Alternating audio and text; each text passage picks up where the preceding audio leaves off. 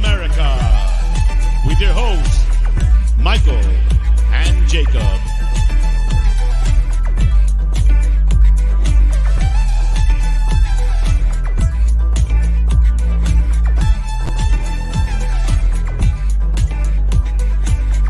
Yes, yes, people. Oh, who's this? Who do I have here?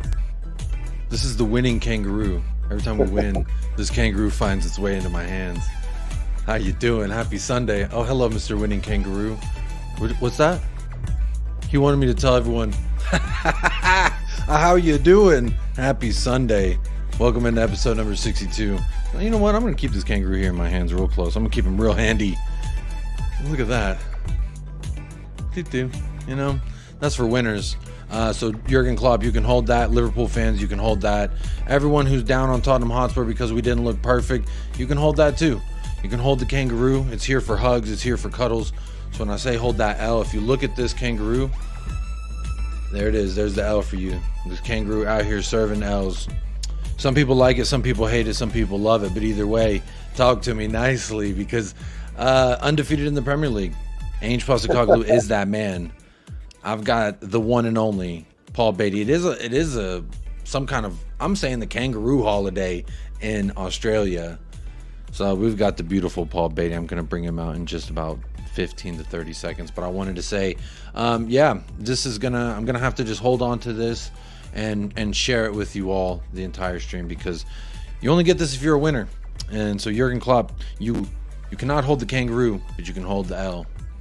There you go.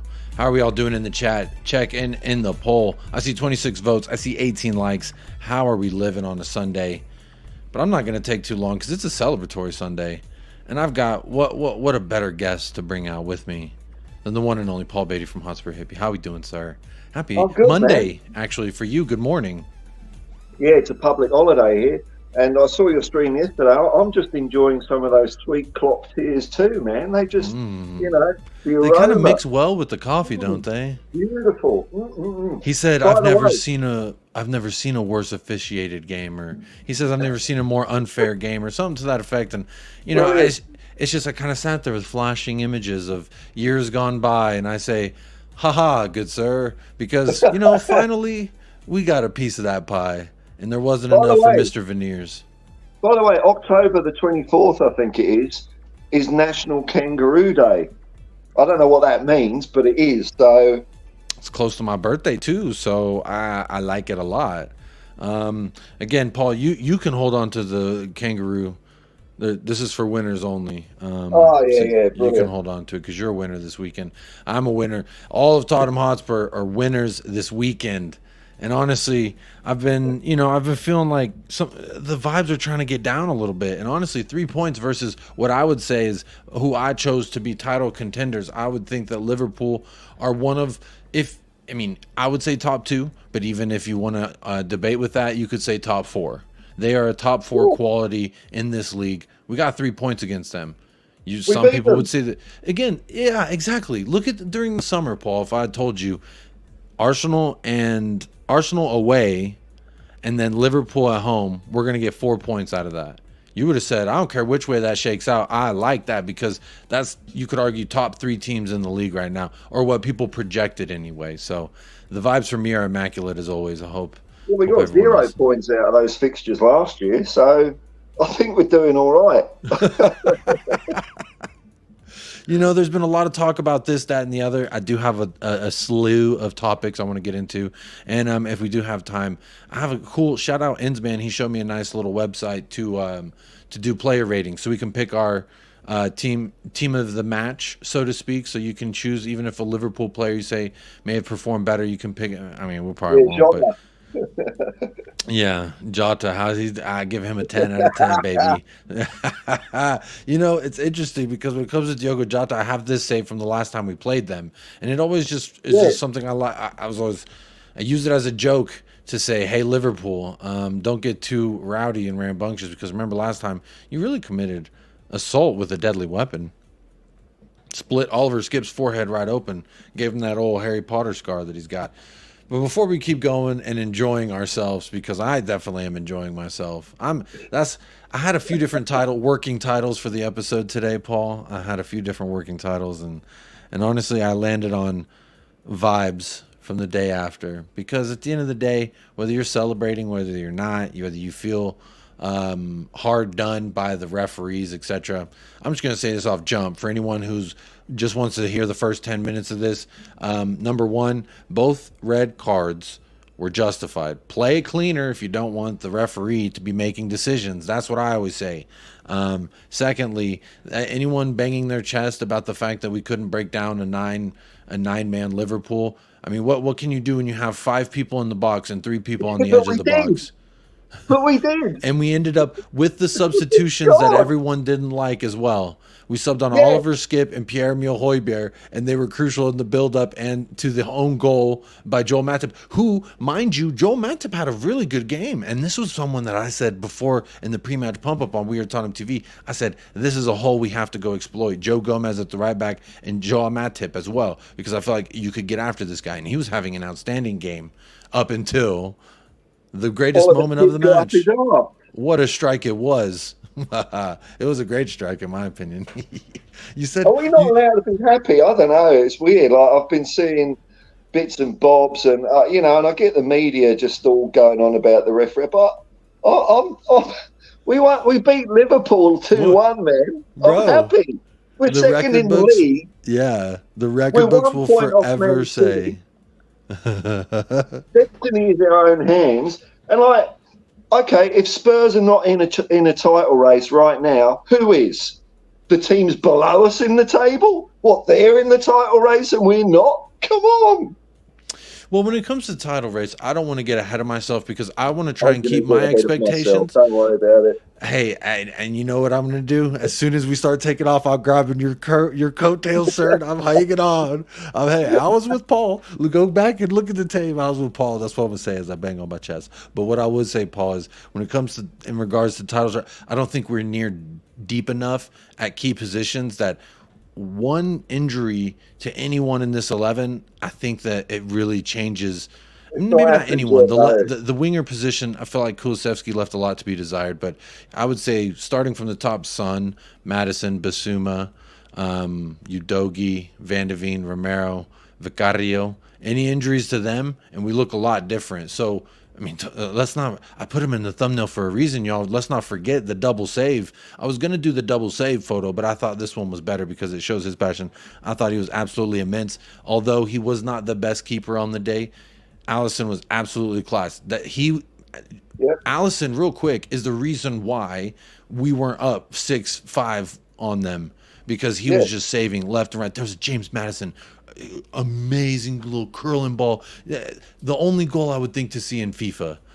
You know what I mean? Those are the kind of goals you score in FIFA, and Alisson really got to it in a world-class manner. That we saw world-class players out there, and this is what happens when you have world-class talent. Like Virgil van Dijk has been in the team of the year since for the last 4 years, something like that. So when we look at this team and when we say like, oh, we only did this or we only did that, I feel like it's a little disingenuous to what actually happened, because we can look at the subs and say, why did he bring on Skip? Well, honestly, in the moment, I felt like, damn it, why is he bringing on Skip? Why is he bringing on Højbjerg at these moments?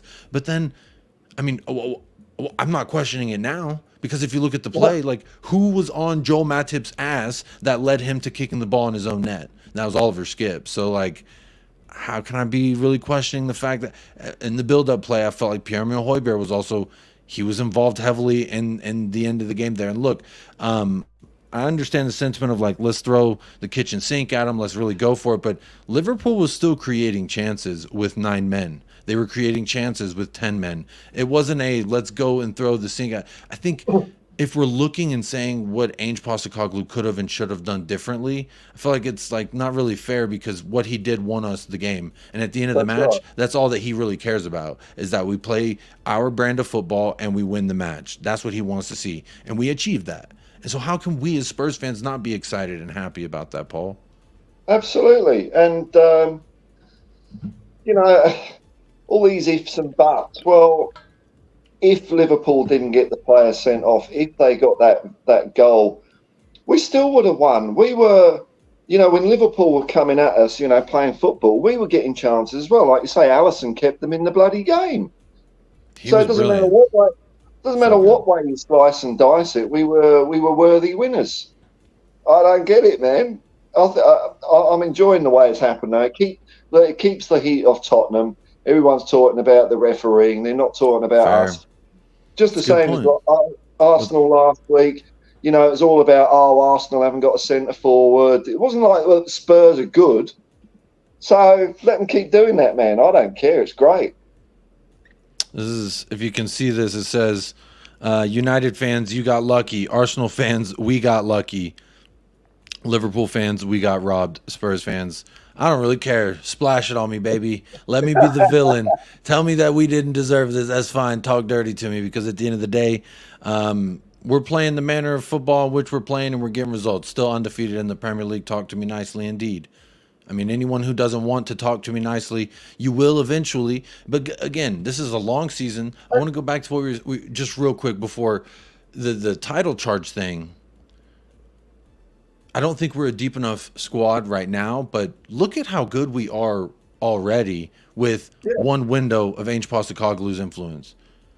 Give me 3 more windows of Ange Postecoglou, and I might be talking, Paul. I might be, the PR merchant for the title charge in about three windows, I would say, if things continue to progress in this manner. Like when like for instance, for you and the guy I know, Staffy TV, shout out Staffy TV.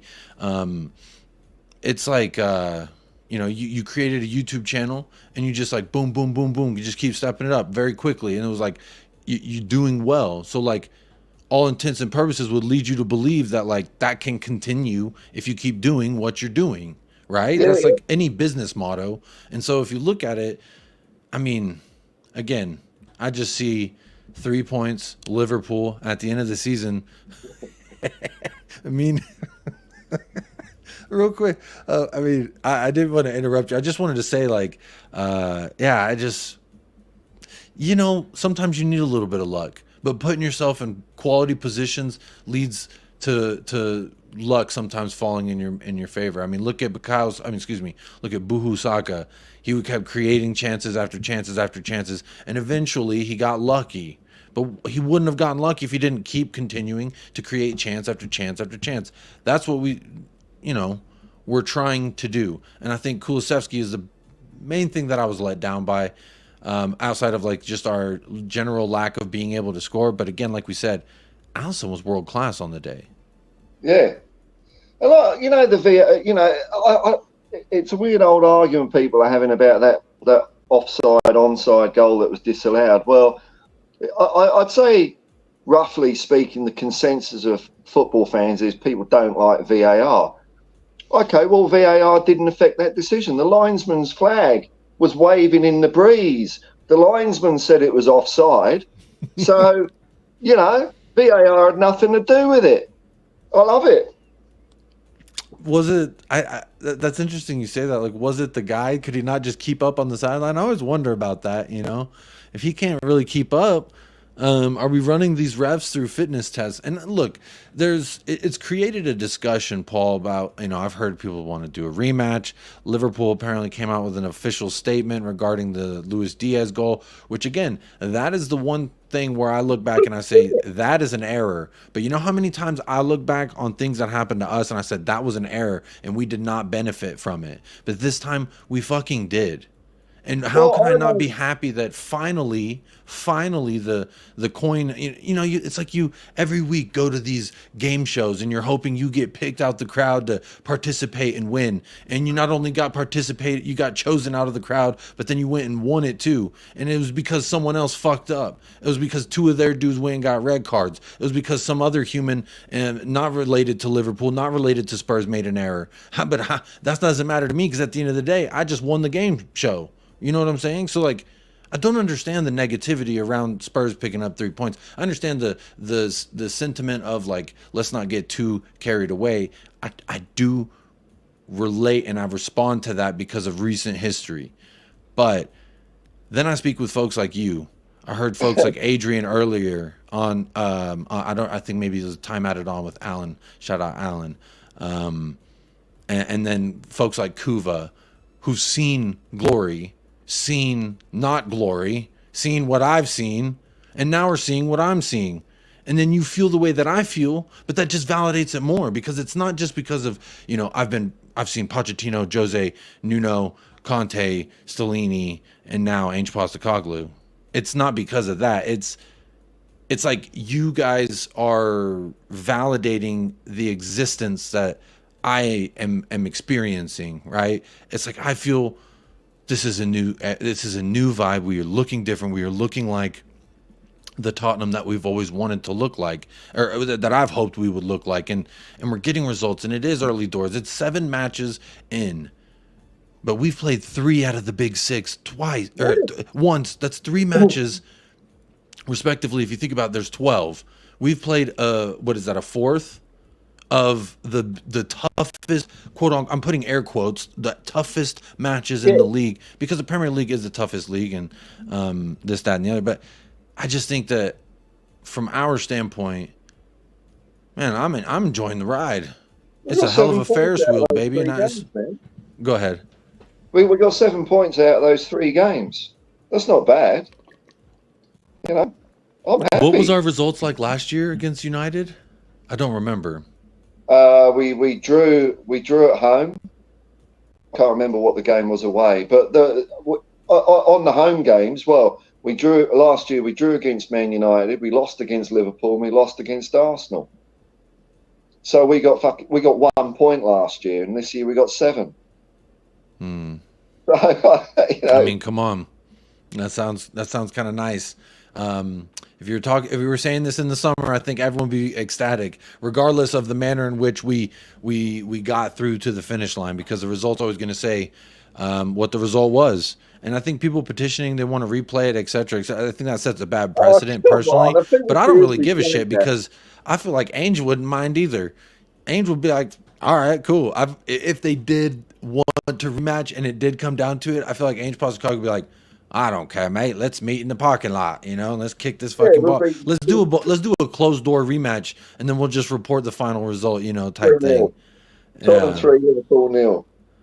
Yeah, I'm just saying. I do apologize. I have not brought up anybody in the chat yet. I will get to the chat. Just want to say, it was just in case there's any Liverpool people who just didn't want to watch the whole show. They wanted to get like, how does Jacob actually feel? There was a show yesterday where I celebrated the win. There's a show today where I'm checking in with the vibes, letting you know what the vibes are like here. So that's just what it is. And again, it's okay to like what you saw. I'll put it that way. You don't have to feel like I walked away feeling like I wanted to score more. I said yesterday I was disappointed. I wanted to score more goals. I wanted to be more lethal. But let's put the gravy on the mashed potatoes here. When 8 men are in and around that box defending, it's hard for a Man City to break down Wolves. Imagine not a Wolves, Liverpool. 8 of their strongest defending type players on the pitch, just holding up, trying to hang on for the draw. And they created chances with that, mind you. Yeah. There was opportunities where Vicario was called upon and he had to come grab something out of the box or play the passes up and be that extensive option for the center backs to pass to. So they were still dangerous. Liverpool's a fantastic team. And I think that is, we're just looking at like, oh, well, it's 2-1 against 9 men, and people they're bantering on Twitter. I've seen all the things on Twitter, and I just don't understand, like, at what point do we look at this as a Spurs fan or even a non-biased opinion and say, well, they really went in there and they got the 3 points. I mean, look, 2 red cards, 1 was double yellow. Jota, that's their fault, bro. How is that Spurs' fault? I said that yesterday. How is that my fault that the refs said, hey, that's a bad challenge, here's a yellow, and then 2 minutes later you go down again and he says, hey, man, that was a bad challenge, and there you go, goodbye. That's your fault, my guy. That's your fault. You didn't want to run around for 45 minutes playing Ange Postecoglou ball. That's all I'm saying. I might comment on the referees, but I don't. It's very rare, you know. You actually, they actually cost you a game. You know, it's part of the playing conditions of the game. Sometimes things don't go your way. You've still got 90 or 100 minutes to win the game, no matter what's thrown at you. So sometimes it goes against you, sometimes it goes for you. But when you're talking about it defining how the game ends up and the result, it's very rare, I think. You know, and I think we would deserve it too. We were deserved winners, man. I just like it. It's whenever it suits them, and I started this tweet for this exact reason, because it's just whenever it suits you, right? Let's look at last season, what he said. Let's look at I messed it up, but behind what it says behind us, it says Jurgen Klopp told Ryan Mason to, quote, worry about other things when told that Mason complained about this result, about the Oliver Skip getting a boot in the face. When Mason complained about that, Jurgen Klopp said, quote, worry about other things. And then now for us, what we saw, now he's saying, I never saw a more unfair game. My response to that is, worry about other things, my guy. Don't worry about it, Jurgen. Just worry about the things you Why don't you worry about the control. fact you're super sub, this guy that everyone gave all this respect to, myself included, and Diogo Jota coming off the bench and being a vital threat. Why don't you worry about that before you start worrying about the officiating? Because, I mean, again, we all get done hard by the VAR. We all get done hard by a bad refereeing call. I have examples. People have been pulling out the receipts. People have been absolutely pulling out the receipts. Remember this one? Who remembers this offside ball? When I think it was Steven Bergwijn, he headed it back to Harry Kane right here, and Harry Kane was ruled offside because of his arm. But look, I mean, no one wants to talk about that, though, because it's little old Tottenham Hotspur. No one wants to talk about that. I promise you. Lucas Moore, by the way, he's still all the way Tottenham Hotspur. I just find it fun. I think it's hilarious how you've got like Man United fans sticking up for Liverpool at the moment. It's weird. We're uniting everyone. And Arsenal fans, they're all kissing. They're all kissing on the couch over there. It's a big slurp fest. Yeah, get a room. I was watching This Is Football with Hussam and Saad. Shout out Hussam and Saad. But it was like Saad, when he's an Arsenal fan, so of course he was like, oh, this, that, and the other about last week. And then now, whenever he gets with the Liverpool, oh, you guys were done wrong and you were done dirty and this, that, and the other. And honestly, that's why I made kissy kissy. I just think, you know, for me, people are going to find out one way or another, and they're slowly finding out. It's just the result of it. Like, and they're not enjoying it. It's uncomfortable. It's uncomfortable. These are uncomfortable conversations, you know, and when people have to actually consider Tottenham Hotspur as a threat to them, there's an excuse. It's every time we play before the match, they're dancing a certain dance, and then after the match, they're dancing a different dance. And it's just like, where was this before? Why are you mad at me about the refereeing? Why weren't you mad at the referees for what they did to us week 1 versus Brentford? Let's talk about this season alone, because we can isolate incidents from years past. UCL final, Japhet Tanganga almost getting his leg snapped in half from Andy Robertson, I believe it was. Oliver Skip taking. Let's disregard all that for a second, okay? Let's put that all on the bloody shelf of inconsistencies in the refereeing, which we know are present. This year alone, VAR has fucked us. Yeah. Absolutely. But we've fought back, and it's not an excuse that you fall back on. But for loser mentality, for weak mentality, it's like, yeah, it's weak. It's like, even in those times when we got hard done. We would have won if we didn't get the red cards and the VAR and the ref was better. We would. No, you wouldn't. You wouldn't. It would have been. And I would have won the lottery if I picked the winning numbers. But guess what? I did not pick the winning numbers. Therefore, I did not win the damn lottery. I think it's brilliant, man. It's brilliant. Big up Moondog with the super chat. Says, I'm loving the Liverpool tears. Keep them coming. Big up Moondog. Honestly, that like Paul and I were talking, we just felt like, you know what? Let's enjoy this a little bit longer. I mean, the weekend ain't even over. We just beat Liverpool. We've never beaten them at Tottenham Hotspur Stadium, and we did yesterday. So let's celebrate that as well. We ended their 19-game unbeaten. Moondog, you get to hold the winning kangaroo as well. Wonderful. Yeah. We ended their 19-game unbeaten streak. Ange Postecoglou is now on 51 games at home without defeat. I thought we played well. I don't know. I don't get it, man. There's that saying, a win's a win. Well, like last year at the beginning, we were jagging and jamming results even when we were playing well. This year, we're getting results when we're playing well. I think it's brilliant. I'd love the last day of the season. I'd love us to win by those 2 points, win the Premier League, and also send Sheffield United back down to the Championship on the same day for their time wasting. You're still mad about Sheffield United time wasting. Real quick, there's about 100 of y'all in the house. Go ahead and hit that like, participate in the poll. Tell me what you're feeling. How are you feeling the day after? Right now, 42% says looking forward already to Luton. What's up? I just think it's hilarious. I'm seeing some of the comments, and it's like, oh, I know. I want to say hello to the chat because part of the thing we do here on United Spurs is at least say hello to everybody. So I will be doing that very quickly. But participate in that poll and hit the likes while I get to your comments. Not just the super chat, but I just pulled up the super chat because I seen it come in. Big up Moon Dog. 80 votes. 53 likes. I appreciate y'all very much. Let's keep that ratio nice and tight. You know, after the match, Paul, there was like 300 votes in the poll, and there was like 80 likes. And I was like, damn, some Liverpool fans are really upset right now. So people they didn't want to grab free beer on the way into the party, but it's okay. However you feel, you're allowed to feel it. You don't have to like. You don't have to participate. I'm just encouraging you to do so. Makes me feel like I get a wide grasp, like a good sample size of how people feeling.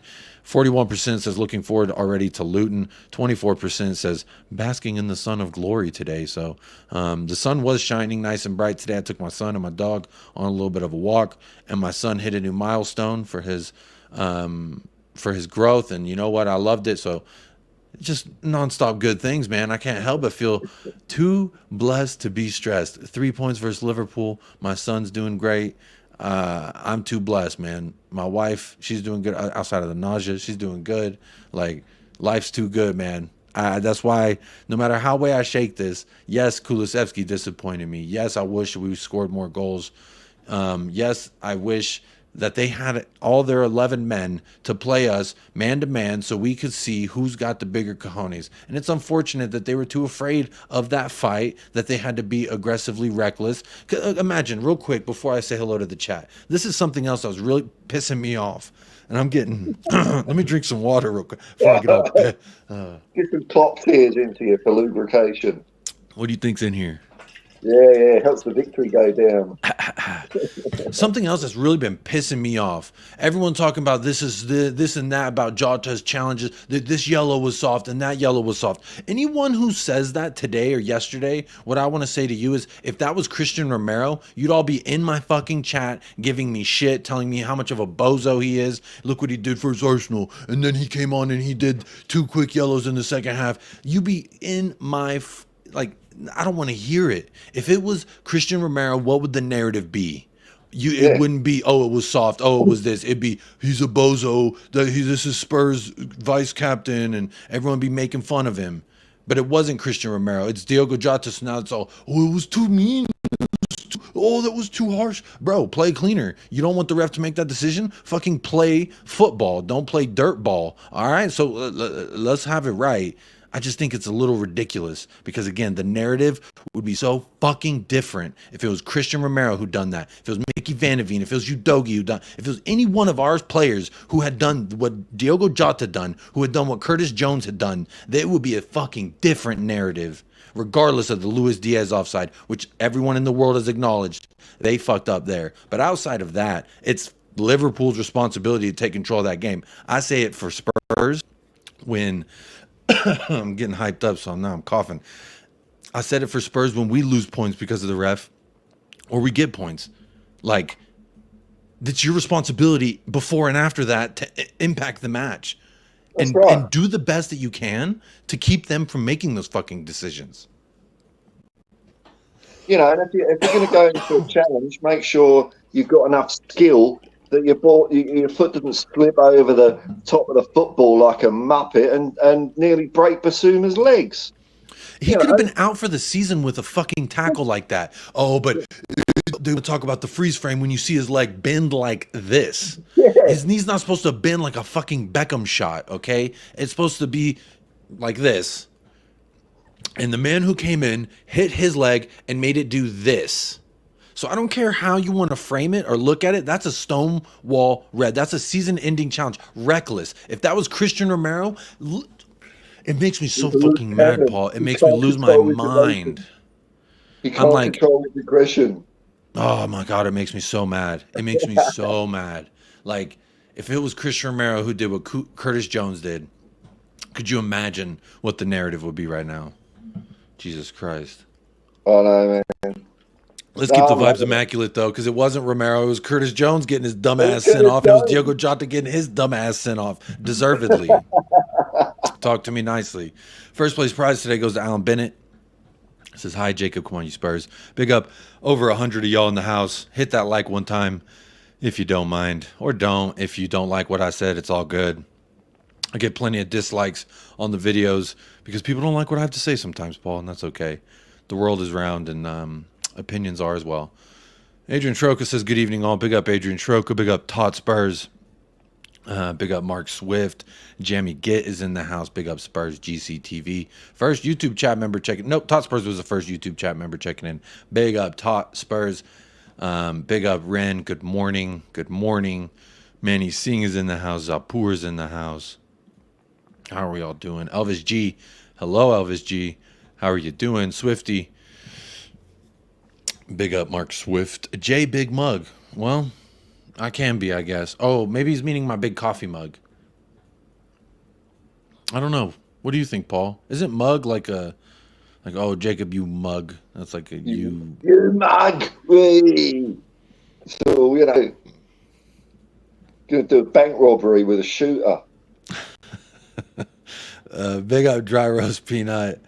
Big up Daniel E in the house. Big up Bobby K and 3 Spurs boys. Big up Milton Nobrega says, howdy Jacob and Paul. Big up everyone in the chat. And big up Chewy. Suck on them apples. Loser pool. The double is on. Talk to Milton nicely. I love it. People showing love for Paul. Love to see it. Big up Paul every single time. Ren says, my daughter told me last night she was going to play Loving Big Ange instead at my funeral because she knows I love Tottenham, and that song reminds her of me. That's actually really sweet. I need little laughing emojis at the end, like it's kind of fun. That's very sweet. And if my son said that, I would be like, don't think about my funeral, but yes, thank you. So that's actually really sweet, Ren. Give your daughter a hug one time for the love. Steady as Shark's in the house. Big up Steady as Shark Yosarian. Good morning. Mountain Bush man. Just on Yosarian there. We had the rugby league grand final here yesterday in Australia. I heard a Texan won. Ren told me a Texan was on the winning team. It was an incredible game. Brisbane, it was a good game. The Panthers won. Unlucky Yosarian, but you'll be back next year, man. Oh, you'll be back. Big up Mountain Bush man. My second favorite Australian. Mountain Bush man. Big up Mountain Bush man. Mark Swift, LFC for the double says, so you forgot Skip doing an ankle breaker on Diaz. It was a foot stomp, or that doesn't count because we only address what Liverpool did over the years. That's one instance, yes, of a yellow card that he did not get a yellow card, yes. I'm overdosed on Liverpool tears, Spurs King. Side dancers in the house. Hi, everyone in the chat. Jacob and Paul, talk to me nicely. Good. Hey, we're talking definitely nicely to you, side dancer. Fred, Liverpool and Arsenal made errors because Ainge is putting them under pressure with our game style. This is actually something I want to talk about. Is like, again, luck only gets you so far. You have to put yourself in positions for lucky things to fall your way. Like, the ball doesn't fall in the net if you ain't shooting it. You know what I mean? And at the end of the day, when we're putting that pressure on, I've said teams are going to crumble at some point when you put that pressure on them. Versus a low block versus Sheffield, the first time we saw it versus a low block, admittedly, we were all frustrated, but we eventually broke it down. Liverpool went into their low block. They had to go into a low block because they were down to 9 men. So they had 8 players out there outside of Allison, and so all they did is camp in that box and just were what they are, great defensive-minded players. They were well in their shape. This was not their first time at least training in that formation, being a man or two behind. Working in a professional sporting club, I can tell you for a fact, even at the level I was at, which was MLS, I saw firsthand they practiced this shit several times throughout a season. Going down a man, what do we look like? Going down two men, what do we look like? We lose a goalkeeper to injury while we're down a man. What is this? Managers work on all this shit. So not surprised Klopp had them well trained, because they are a top team. They are a top contender.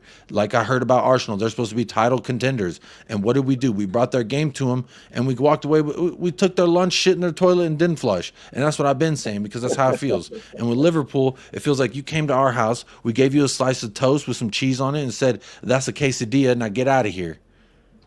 And you know, if Liverpool hadn't have tried cheating, Big up, Kate. by time wasting, winding the clock down, Alisson taking half an hour to take his kicks, well, we wouldn't have had the extra 30 seconds we needed to score the winner. So it's your own fault, Liverpool. The red cards are your fault. The way you played is your own fault. And the fact that we won, we can claim that. We won. When we look back in 2-3 years' time and we're looking at results, and last time we beat Liverpool, what are we going to be saying? 2-1. I mean, this is what we're saying about some other results before. Big up Kate real quick every single time. Big up Kate with just a girl who loves Spurs. Tottenham's last 12 results against Liverpool under their last 4 managers to have played them. Pochettino, loss. Mourinho, loss. Mourinho had 3 as well. So that's 3 losses versus Liverpool for Pochettino. 3 out of 3 losses for Mourinho. Conte had 2 draws and a loss. Mason lost. Ange Postecoglou's first meeting with Liverpool won. There we go. Look at the man. Look at him. Let him cook. I swear, let him cook. Totally calm. Oh, look at that look on his face. He doesn't care, man. Look at him. He doesn't care. LFC for the double says that double save was straight at him. And what I would say to that is... well, that's like your opinion, man. it don't count if the ball's straight at him. It doesn't count as a save. Yeah. They're just grasping. They're trying to catch mist. Any little thing they can grab hold of to justify their appalling, dirty performance that got them 0 points at White Hart Lane. Stuff them. That's what I'm saying. Everyone does a funny dance before we meet them, and they do a funny dance after we meet them. Big up Sophia's Football Talk. Had a great show with Sophia's Football Talk the other day. How you doing? Hope you're well. And thank you for also sticking up and fighting the good fight in the group chats. People, they don't want to have fun today. I'm in a couple of group chats, and there's Liverpool fans in there. They weren't having too much fun with me today. So apologies if I offended anyone. I was just trying to have a good time. Which I am. I'm too blessed to be stressed, my friend. But big up everyone who is here. If you are Spurs or not Spurs, I do appreciate you being here, showing some love, because we all love the beautiful game. So, but big Liverpool fans getting that siren alert on their phones, warning about floods. I think from all the tears. Ren, it's not always the best idea to flood their box with extra bodies when they're already parking the bus there. You know, look, I'm not gonna sit up here and say what. Yeah, I'm not gonna sit up here and say like we should have done X, Y, and Z, because what we did do won us the game at the end of. Right. And I feel like there's not much of a conversation to have at that. Like, yes, these certain things are questionable, and yes, we could always be better. But at the end of the day, what was the result? It's just like, to me, I always got a point, you know. In competitive sports, maybe if I didn't have the best of days and someone tried shit talking me, all I had to say was scoreboard. If we're winning, scoreboard. That's all you got to look at. Like if we hadn't made those substitutions, we don't know whether we would have won, lost, or draw. But we made the substitutions; it worked out, and we won. So it all went according to plan. Big up Archibald. Big up Jay Spur. Jasper says Kulu was good. I mean, I thought he had a lot of chances, and I got annoyed with time after time seeing the same thing, the same thing, the same result, the same thing, the same result, the same thing, the same result. He had a ton of chances. I felt like if you have a quality right winger who doesn't just do the same thing over and over, who has a mixed bag of tricks and is willing and confident to use them, that we get different results. I'm not saying anything about Kulu not being a good player. He's young. He's great forward for Sweden. He's had moments of brilliance. I say moments of brilliance with us, because over the long span, I feel like I'm more disappointed as time goes on with Kulu as it goes. Again, with Richarlison and Kulusevski, I'm not trying to tell them what they can and can't do. I'm just saying what I have seen, and how I feel about it. Ben Kaufman, big up Ben Kaufman, says Liverpool tried to injure Basuma and they nearly did. Red card. I mean, I don't know if they tried to or not. I can't speak on another grown man's intention, but I can only speak on what it looked like. And when I saw it live, and when I saw the replay, and when I saw the freeze frame, all 3 times I said, unbiasedly, that's a red. If that's Christian Romero that does that challenge and someone's leg contorts in that manner, he's getting sent off, and everyone's flooding my inboxes saying, LOL, you're in the mud, show me the Kuti photo, oh, he's such a bozo, Kuti Romero, he's your go, etc. But yeah, you're talking to me nicely, because it ain't Kuti Romero this week who done that. And then again, like, whose fault is that? It's fucking Curtis Jones' fault that he went in and made them look at that and say, well, look at that guy's leg. I don't like the way that leg looked. Like, regardless of, and when anywhere you go, all I'm hearing is, well, where he hit the ball in contection to where he hit his leg and how high it was in the, motherfucker, I don't care about that. You can't get out your ruler and what is it, a stensogram, those things that measures like a 90-degree, and the witching point angle he came in with his foot. Bro, don't show the studs. Don't let the ref make that decision. Simple fucking as. Be better, be calmer. This is what would they fucking say to me if it was Christian Romero that had done that? They would say he's reckless, he's bozo, he needs to be smarter, he's got to do X, Y, and Z. So I ain't hearing that these reds were not justified. Absolutely fucking justified. The only thing I understand and I am sympathetic to is the fact that Luis Diaz goal looked onside at first glance to me. But you know what? Sometimes you get a smaller cake than the rest of the birthday. What are you doing? You opening it up? I'm doing the linesman's flag. it wasn't. It was officially offside. So there you go. You can VAR all you like, but the linesman said, no, that's not a goal. So when you look at the scorebook, it doesn't say Tottenham 2, Liverpool 2, does it? It says Tottenham 2, Liverpool 1. I love it, Paul. That's why I was like, I wasn't going to do a show today, but we were talking beforehand. And I was like, all right, I guess talking with you now I have to, because you got me feeling good again. And I was like listening, because I don't know. I was like listening to a lot of people. And I felt like we're afraid to feel happy and excited. And I feel like I just want to be one of the people to say it's okay to be happy and excited. It's okay to, falling in love with something that may or may not let you down. But I'm willing to take a chance on it at least. That's how I feel. Big up Twan for a super chat as well. Go ahead, Paul. The way like when Liverpool had 11 men and we had 11 men, it was a toe-to-toe contest. Who's to say we wouldn't have won that 2-1 as well? I just don't get it. How everyone's whipping their own backs with birch leaves instead of just being happy and enjoying the win. Because we never beat Liverpool. That's what I'm saying. At our stadium, especially at Tottenham Hotspur Stadium, since they've erected that building, Liverpool has never lost. But that has changed. That is different now because of what? Ange Postecoglou and Tottenham Hotspur. Yeah. Talk to me nicely. I disagree with you a little bit about Kulo. I think he's getting better and better again. And okay. I'm liking he's got good strength on the ball. He's shrugging off people.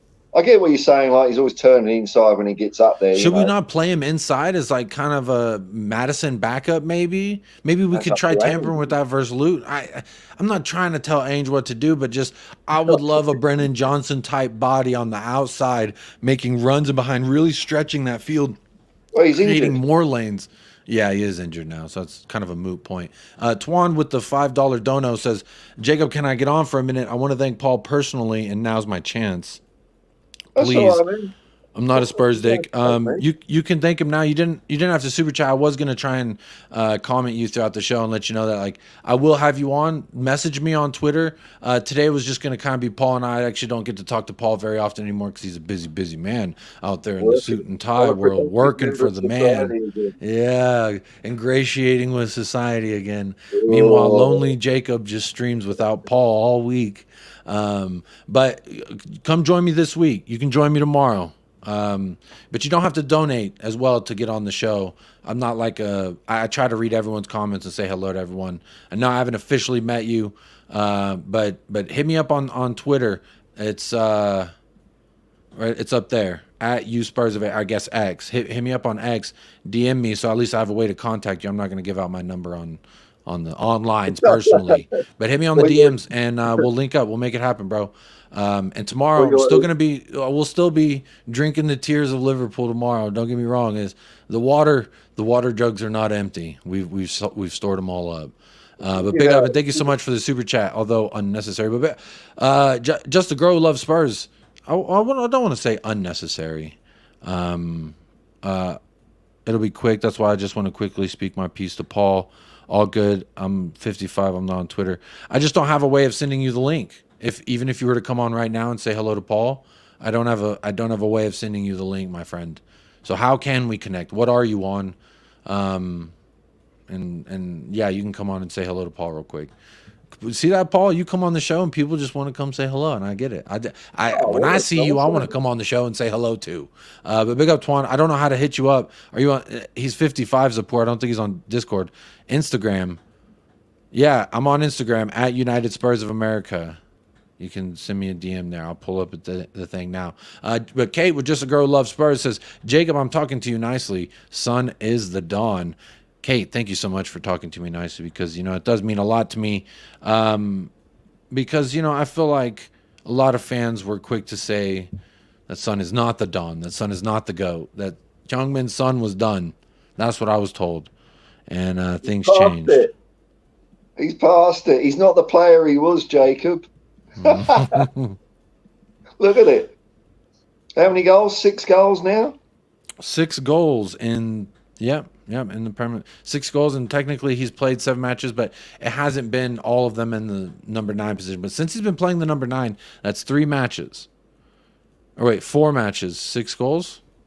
It's a pretty damn good return when you get Sun down the middle. And it was good actually to see because when the lineups came in, I was like, okay, is Richarlison going to be through the middle? Is it going to be Sun? And Sun was still through the middle, and I kind of like that. If I'm honest, I like that. Regardless, he was just saying, "What can you offer me there, Richarlison, on the side?" So I've got my United Spurs of America DMs open, Twan. So come holler at me in the DMs. I'll say what's up. There you are. Big up, Kate, and thank you for the donut to the channel as well. Go ahead, Paul. But I watched this morning, that you can see those fan reactions when the goals go in, and all the Liverpool fans with the red card. They're all saying the same thing. With Jota. But the first yellow wasn't a yellow. Well, it was. That's why he got sent off after the second yellow. Like, it doesn't matter if that yellow was soft or not, you're still playing on a bloody yellow card. So when you're playing on a yellow card, you don't act the goose like Jota did. See you later. Take an early bath, mate. Hey, again, I just go back to how I felt on this at the moment. Like, bro, you don't want... It's like me being upset that the judge in court ruled me guilty. You know what I'm saying? Don't fucking commit the crime, or don't leave it up to a jury to decide whether you're guilty or not. Just don't fucking do it. Be smarter, be better, be cleaner, and you take that out of the thing. Are you suggesting jury tampering just to swing the odds in your favour there, Jacob?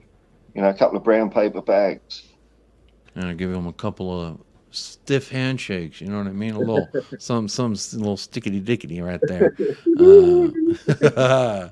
Big up. I'm super behind on the chat, but I want to make sure I say hello in case anyone that I missed. Inthaj is in the house. Isn't there going to be a rematch? They will play again. Paul, real quick, what do you think about that? What are people on about? You don't read. I definitely want to get your opinion. Just because it don't go your way, you don't say, "Oh, we didn't win. Can we play that again?" That's not how football works. You know how many times that we have gotten hard done on by VAR, and I said I wish we could do a if this was FIFA, I'm doing fuck no, we're not ending like that. Run it back. You know what I'm saying? But this ain't FIFA. This is real life. I don't know where and how you run that back, but I mean, there's a return fixture at your ground. That's your chance to bring it to us. You know what's funny is I hadn't even thought about when Liverpool play us next, but I just tuned into one show where a Liverpool fan was. He was like, "Oh, I'll see you May 4th at 9:30 or whatever time it was, and whatever day." I was like, "Oh, okay, so you've already." he's already penciled it in. That's what I'm saying, man. It's funny to me. It's absolutely funny. Big up Jim, just the guy who loves Spurs. Says, "Hi, Jacob and Paul. Hope you're both well. Fuck Liverpool. I don't care. We have the luck. We got the points, and we are second. And Big Ange, we trust." Big up Jim. Get in every single time. Big up Dub Shaman is in the house as well. EPL 2023. I believe that's an Arsenal fan. How you doing? He says, "Take the 3 points, but you guys were lucky." Yeah, I'm fine saying that. Yeah, I agree. How were we lucky? The Diaz goal. I'm saying we got lucky on the Diaz goal. The fact that they didn't spend time and draw their lines, pull out their rulers and their construction sheet paper, and yeah. It's a flag, man. It's a flag. Flagged up. Flag. I love it, Paul. That's why I wanted you on, because I knew you. That's why I had, man, I love it. It was an unlucky own goal. Well, Romero last week, you know, I mean, that's just the way football goes. Question for everybody: who had the cleaner finish, Romero or Matip? I think Matip was further. No, Matip was closer. So big up. Big up Drula's in the house as well. Big up Drula. Big up Jay Spur. I think I already said hello. Steven Gerrard's in the house. Says, "Oh my God, Yakub, you're United Spurs of America." Big up Steven Gerrard. Yes, I am. That is me. I am here. Hello, how you doing? And thank you for calling me Yakub. You're very welcome to call me by my nickname. Let's see if I missed anybody. Jay Ashraf's in the house. Big up Jay Ashraf. Jacob, why do you think Angels struggled to come up with a game plan to break them down with 9 men? I don't think it's a struggling with the coming up with a game plan to break them down with 9 men. Jay Ashraf, as I kind of said off the top, I feel like when you put five players that you could say start in 90% of the league's teams, you put 5 of them in the box and say, don't let anything through, and we'll put 3 players in front of you in and around the box, and don't press. Whatever you do, do not leave the box. Just stay in this zone and just defend. They're really asking them to do that. I think that they will be able to do that pretty well, better than we like. There's not more space in the box than there legitimately is, and when you put a bunch of human bodies in there, just because they're in there and they're like in and around, like, you see what happens. We just got to keep flinging things across net, and something might happen, and that's what happened. Pedro Porro just sliced it right across middle, and something happened, crowding the box with all them people. That's the only thing you can hope for in that situation. I think anyone who's played the sport in a competitive manner knows when you go down a man or down 2 men, like as a goalie, I kind of liked it, because now all you fuckers ain't way up there trying to get the glory. You're back here helping me do the dirty work. So as a keeper, that's better for everybody. But that's just me, man. That's just how I feel. So, but big up. We are coming up on an hour. There's still over 100 of y'all in the house. Hit up those likes if you don't mind. I see 83 likes. I see 109 votes. 45% says looking forward already to Luton Town. We will talk about Luton Town in due time, but it is still the freaking weekend, and I am ready to. I'm ready to just keep enjoying this, to be honest. Yeah, and it's super good to have high expectations. Just enjoy it, enjoy the moment. We're just beating Liverpool, folks. We've just beaten Liverpool. Shall I pull up the results again? Where are we in the table, Jacob? Regardless of the table, just look. All the times we've beaten Liverpool before.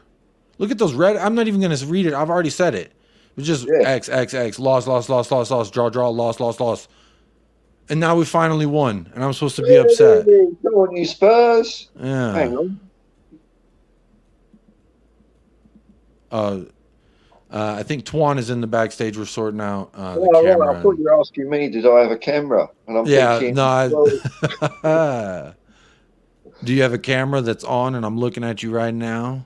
Big up Dara Azizi. How you doing? Lisa's in the house. Hello, Lisa. Hello, how you doing? Let's see. Caveman's in the house too. Big up Caveman. Big Red Machine. Please, Saudi Pro League come from Richarlison in January. How do you think Richarlison fared his first start as an Ainge Postecoglou left winger? I think he did well. I think he did well. He, well, we got the goal, didn't we? Maddison through to Richarlison. I think he's playing a lot better since he's got rid of the blonde hair. I think that might have made the difference. But I don't know. He seems confident. I'm getting happy with the way. I mean, look, he's no share of me yet, but it is possible that he might get share of me status in the future sometimes. I like this comment here from Jamie Gitt. Says, Son is not the player he used to be. He's better. Absolutely. I love it. The shackles are off. He's not having to play second fiddle to Harry Kane, whose Bundesliga experiment isn't going really that well at the moment. Mark Cook in the house. Big up Mark Cook. Breaking news. East Lancs Road between Liverpool and Manchester is closed due to flooding. I thought it was due to all the people hugging and kissing in the middle of the street because they feel hard done on by Spurs. And I thought maybe there was some North London folk that went on that street too and were hugging and kissing. All the Liverpool and Manchester and Arsenal fans, they're all just having a big... They're all rejoicing. I'm hearing now Ainge Postecoglou's most overhyped manager in the league. When 3 months ago they were saying, who is this fucking loser? And now he's the most overhyped manager in the league. Bro, narratives are shifting quicker than the color of my white shirt if I go outside and stand in the sun. It's beautiful. It's beautiful to see. Like at the end of the first half, I've forgotten the commentary I was watching, but it was Sky Sports or something like that. And they were saying, oh, Liverpool played the better football. They were the better team in the first half. And I'm thinking, what game are you lot watching? What planet are you from? I love it. No one wants to say we're good. They're all writing us off. Yeah, just keep writing us off. Second in the league. Destiny's in our own hands. And we beat Liverpool. And we drew at Arsenal over at their place, you know. We're very lucky. Just keep saying we're lucky, bro. It's just luck. Yeah, it's luck. And eventually you're going to be like, this motherfucker's kind of good at pool. He ain't just getting lucky with the way that these balls bounce off the side. Well, So. it was all bloody, well, Spurs haven't played anyone. Okay, now what? What are you going to say now? Well, this one, that's what I'm saying. The narrative, but that's good, Paul. That plays into our hands because where it's going to be is now is, oh, we haven't played anyone because the times we did, it's a shitty Manchester United. It's an Arsenal that are depleted. Injury crisis is what they claimed after the match. Injury crisis. Everyone's hurt. It's a crisis. So we got away with one because of the injury crisis. And then now it's, oh, well, 2 red cards and a dodgy offside call that they didn't. I mean, again, I sympathize with the Luis Diaz offside because that's happened to us, and yeah, it fucking sucks. But you know what? It didn't happen to me this time. So it's nice. It's how you respond to these adversities. Like the Champions League final, right? The early penalty, dodgy, Sissoko. We got Phil Coyce. But it was Tottenham's fault we lost the game. Our heads went after that, and we weren't in it at all. That was Tottenham's fault. Can't blame the referee for that. You know, sometimes you just think you get things that go against you, and the great teams are the ones that carry on regardless. Fair enough. Phil Coyce. Big up Phil Coyce in the house. I know you're riding high. I know you're feeling good. Dara Azizi says, what happened was that you couldn't beat a 9-man Liverpool without the refs and a Liverpool player's help. Whatever helps you sleep at night. I mean, we all cope differently with news. But the news is, regardless of our feelings and how our heart and mind tells us, the result is Liverpool lost this weekend and Tottenham won. So whether you believe that we couldn't break down a 9-man Liverpool, I would say we did. We fucking scored the game winner. And even if you say it's luck from a Liverpool player's help, you need to put players in positions, threatening positions, to force those errors. They weren't saying, "Oh, it was lucky and it was y'all helped Arsenal get that draw last week." It wasn't that. No one said that last week, that y'all helped Arsenal get that draw because Romero had the own goal. No, but now it's different. Again, that's like I'm saying. Everyone fucking talks different now, when in reality, they should have been talking nicely from the beginning, but they're getting the hint, I think. But that is, however you want to look at it. You think we didn't break down a 9-man Liverpool? I would say the end result says we did, because we got a goal at the end. And if you want to say it's an own goal, that's fine. But guess who was on his back forcing him to make that error? A Spurs player. His name was Oliver Skip, by the way. So whether you think Skip is shit also, if you think Skip is shit also, he made a big play at a big time moment, and it was absolutely crucial to the vibes we're feeling right now. You know, when those subs came on, man, like, okay, you could say, you know, that obviously our players that come off the bench aren't as good as the ones that are on the pitch, but what we dropped off in creativity, we got back in legs. Yeah, I thought Pierre-Emile Højbjerg did well. I thought Skip did well. I mean, the proof's in the pudding. When I look at the score now, it says Tottenham Hotspur 2, Liverpool 1. That's it. Lisa, I know. Lisa says, I don't feel one bit guilty about this win. Usually goes in others' favor. That's what I'm saying. It's like we've flipped a coin, and it's like we've been assigned tails, and other teams have been assigned heads. And every time we step up to it's our turn to play one of them, we're tails, they're heads. They flip the coin, heads, heads, heads, heads, heads, heads, heads, heads. And then now, finally, it fucking hits tails and everyone's losing their goddamn mind. It's fucking hilarious. It's actually silly to me. Big up Ian Ferguson. Grabbing that membership. You know, this game was on the world stage. The whole world was watching the Premier League, and the standard of refereeing was reprehensible. That's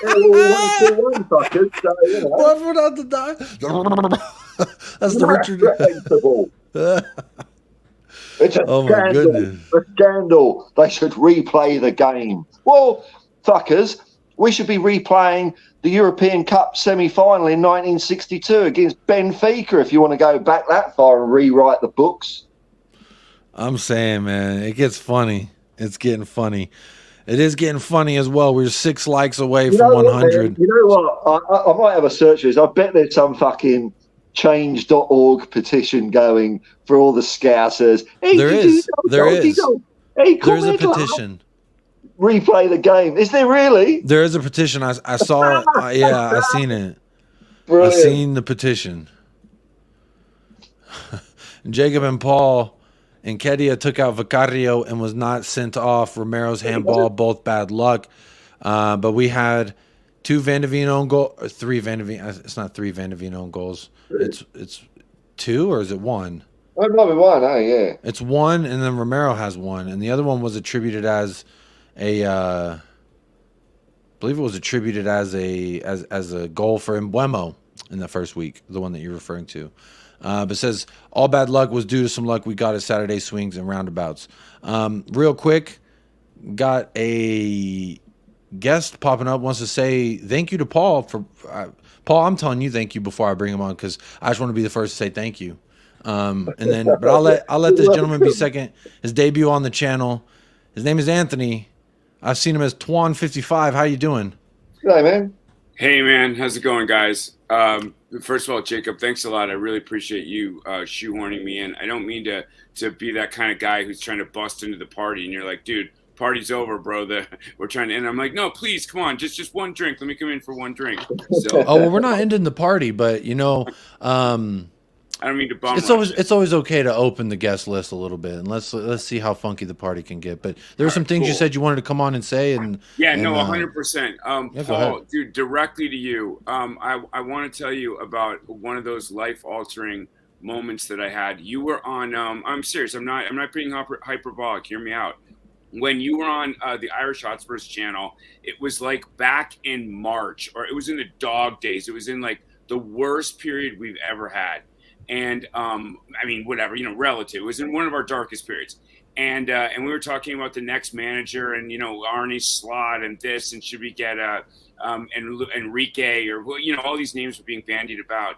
And you said, and Paul, I'm paraphrasing. This isn't a direct quote, but this is exactly the spirit of what you're saying.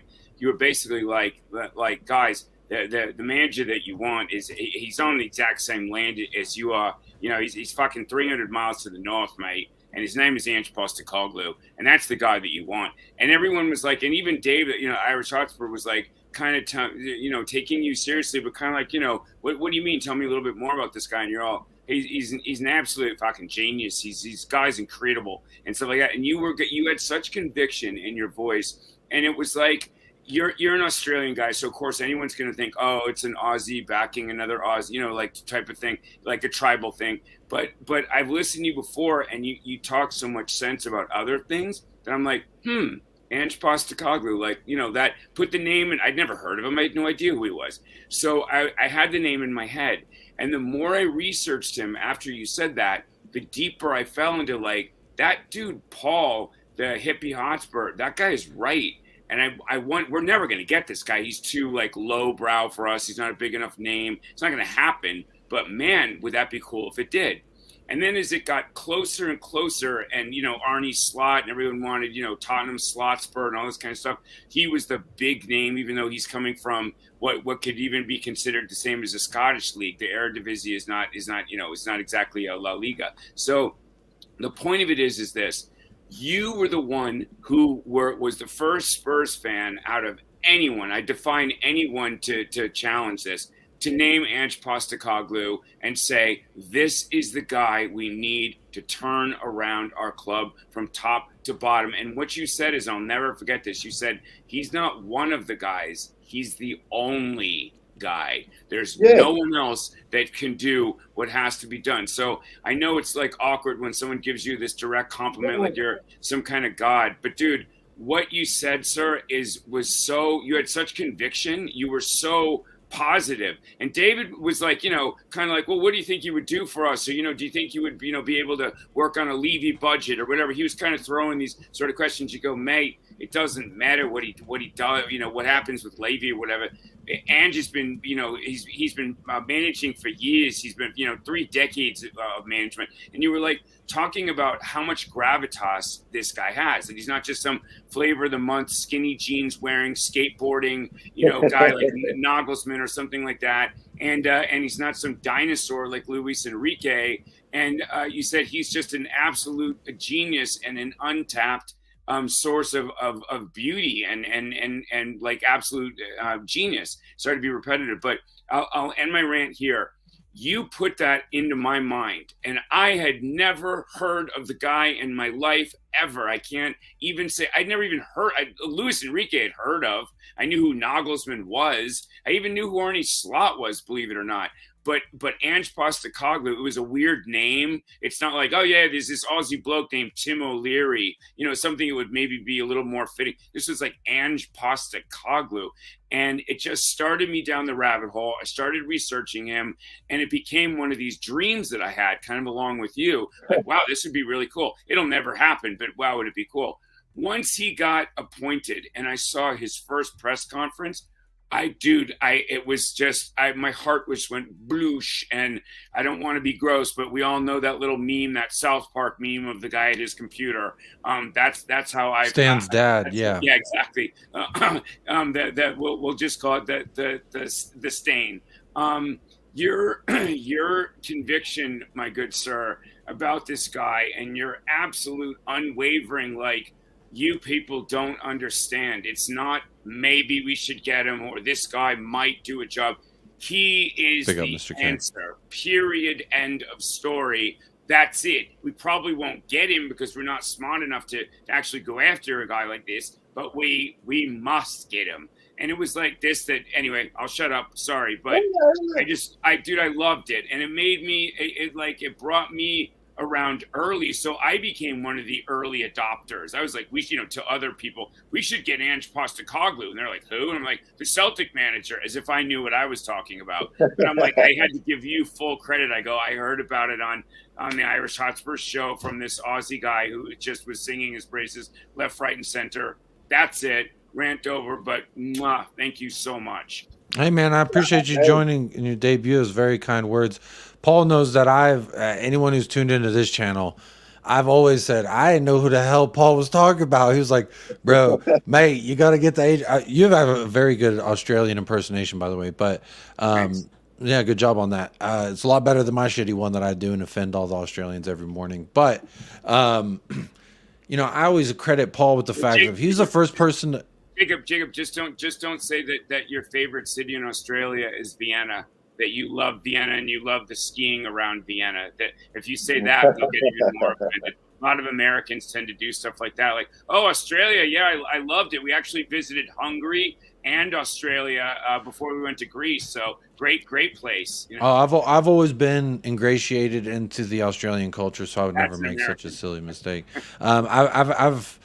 Kangaroos have been my favorite animal since I was a child, so I've always known about. I'm just joking. I'm just how Americans that aren't into Australia can say they can always mix it up with like the Dumb and Dumber, exactly. The intro to Dumb and Dumber, exactly. This top two comedy movies. But back to Ange. Tell me, like, did Paul put Ange on your radar as well early on, like me, or was I the only one that caught that? You know what I mean? I'm literally wondering that. Like, when did you hear about him? For me, it was the first time I ever heard his name was from Paul, and it was on my channel, I believe, or maybe his, and I was just like, Paul says a lot of things that I vibe with, and generally, I resonate with as well. So whenever he said it, I was just like, oh, okay, like I don't know who the hell that is, but very nice. That's cool. I just figured it was like whenever I threw out, oh, we should get Mickey Van de Veen in January because I had seen him in the Bundesliga last year. It was like when I threw that out, it was just like something you throw, like also with Xavi Simons. Obviously, we didn't get Xavi Simons, but then we were linked with him after I just thrown it out that I think we should sign this kid. And it's like moments like that where you don't think it's going to happen, and then it does happen, but it not only happens, it works out to the umpteenth degree that you didn't think at this juncture, like this quickly, we would be firing on all sides. I didn't think Mickey Van de Veen would come in and be this fucking good. I thought he'd come in and be good in a couple years. I didn't think he'd come in and be a fantastic left-sided center back. So, I long may it continue. Long may the pleasant surprises. It's like manifesting things positively. And go ahead, Paul. I was the same with Ange. I thought he'd do a good job. And I'm no rocket scientist. It's just that I've seen him do this trick several times over the last 20 years. And if you've seen what I've seen, then he's a good guy. But I didn't, we were in such a state of disarray. I didn't think it'd be this quick that we'd be playing this well. And it was really, when, I followed Ange over to Yokohama, and then it was really at Celtic because I could see the atmosphere and what he was building with the fans there, the togetherness. And at the same time, we were going through what we were going through with Conte. So I just thought, no, this is the guy. We need this. This is the guy that would fix everything. But he's done better than I thought he would. Way better. I've never heard conviction like you had, though, Paul. It wasn't like all laughs and smiles and self-deprecating. You guys, you were basically telling Dave, who's Dave is very, very, very intelligent. Shout out to Irish Hotspur. Go subscribe if you haven't to the Irish Hotspur. That guy doesn't miss a trick. I mean, he's no dummy when it comes. Jesus God, he knows his Spurs. But he was kind of getting schooled by you. You were like, it's not a guy I like. It's a guy that it's the only guy that can fix the mess we're in. The only guy. The only guy. And that conviction really, really turned my head. I was like, all right, wow. When you use words like the only guy, I was like, okay. But how did you, but Paul, just let me ask you one direct question. So when he got appointed, were you nervous at all that he was going to run into some trouble, lose 4 out of the first 6 games, be on the firing line list of Levy? You know what I mean? Like the usual kind of crap.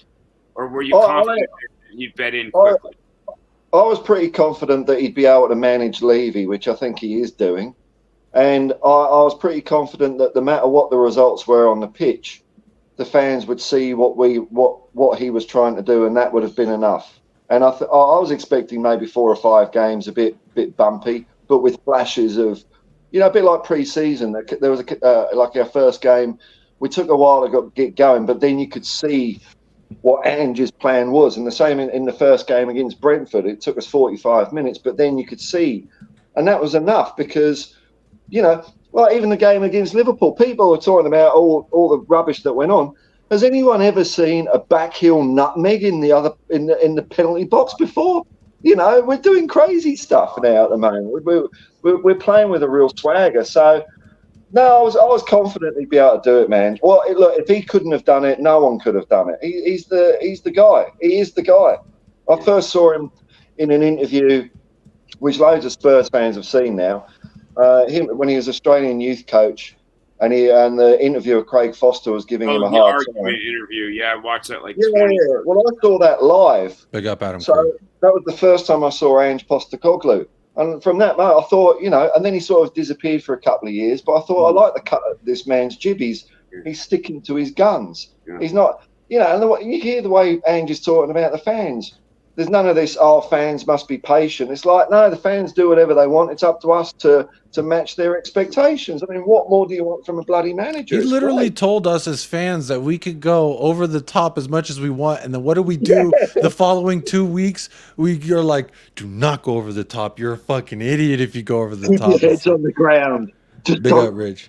Yeah. I mean, again, in any facet in life, not just sport, not just football, not just Tottenham Hotspur, there's always going to be moments when it can be better, it could be worse.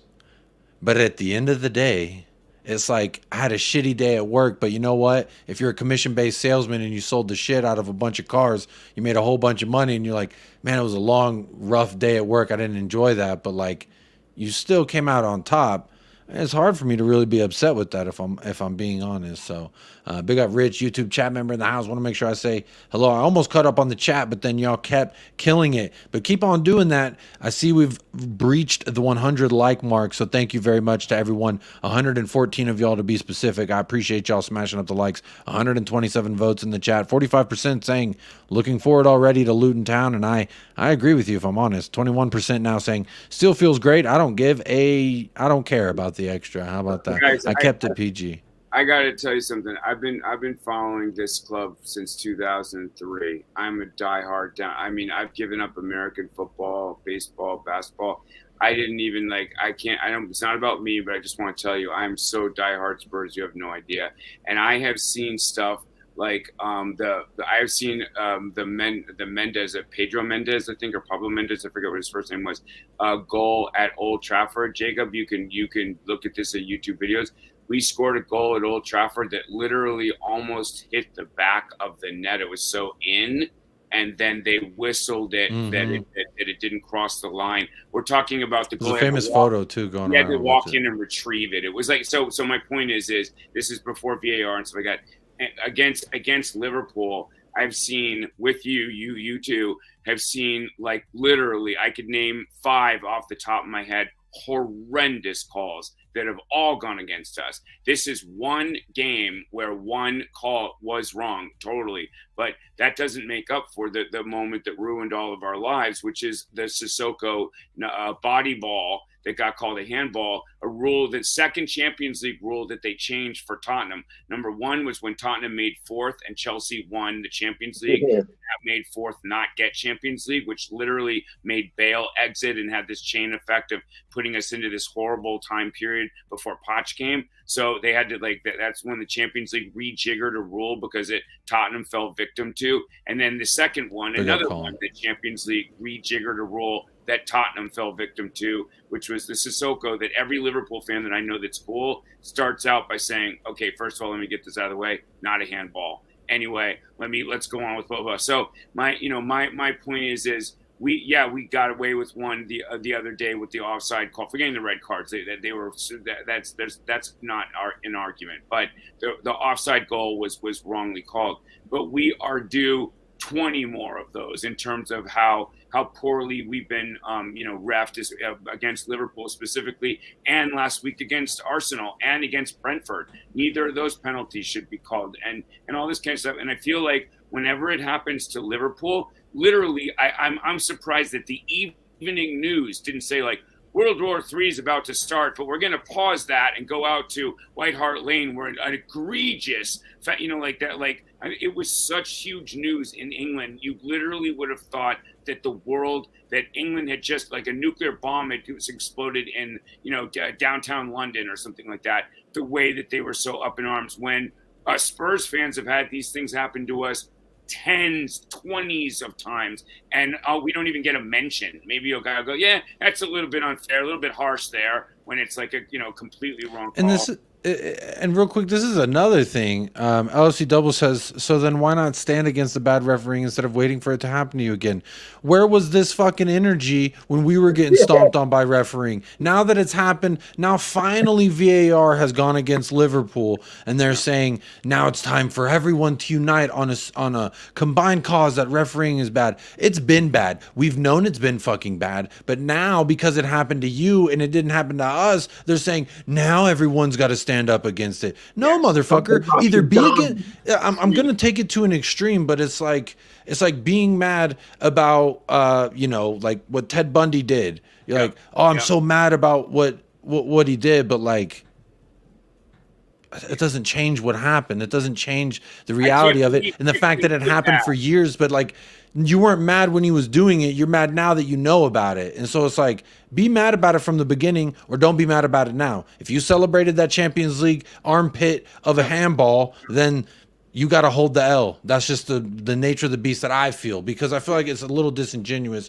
when people say, oh, well, now we all must stand together and fight the cause. No, like here in America, you might know this. You might know this one, Anthony. Like there was, like, no one gave a shit about Flint until Flint like had a documentary that came out and they were featured in it. Yes. And it's like, bro, this has been going on for like 20 years. And now you're finally, why don't you be upset 20 years ago when they instilled these regulations in place that left this whole town feeding off of radioactive water? But no, now you want, and so now then what all the people do for the cameras is, I'm with Flint. I stand with Flint. I'm with Flint. And it's a political stance. And I'm relating it because it just feels like that's what we're doing here. It's now you want to stand against the inconsistencies of VAR and refereeing. Where was this energy when it was fucking us? Agreed. It wasn't the same. Paul, another thing, and you guys know this, they're going to get their fucking pound of flesh from us.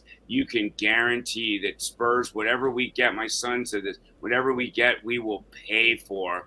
You know what I mean? Exponentially. We will be the hunted. Any 50-50 call will go against us. We'll get Romero get sent off for like looking crossly at a ref after a call or something like that. In other words, they'll get it back from us. Let me ask you this.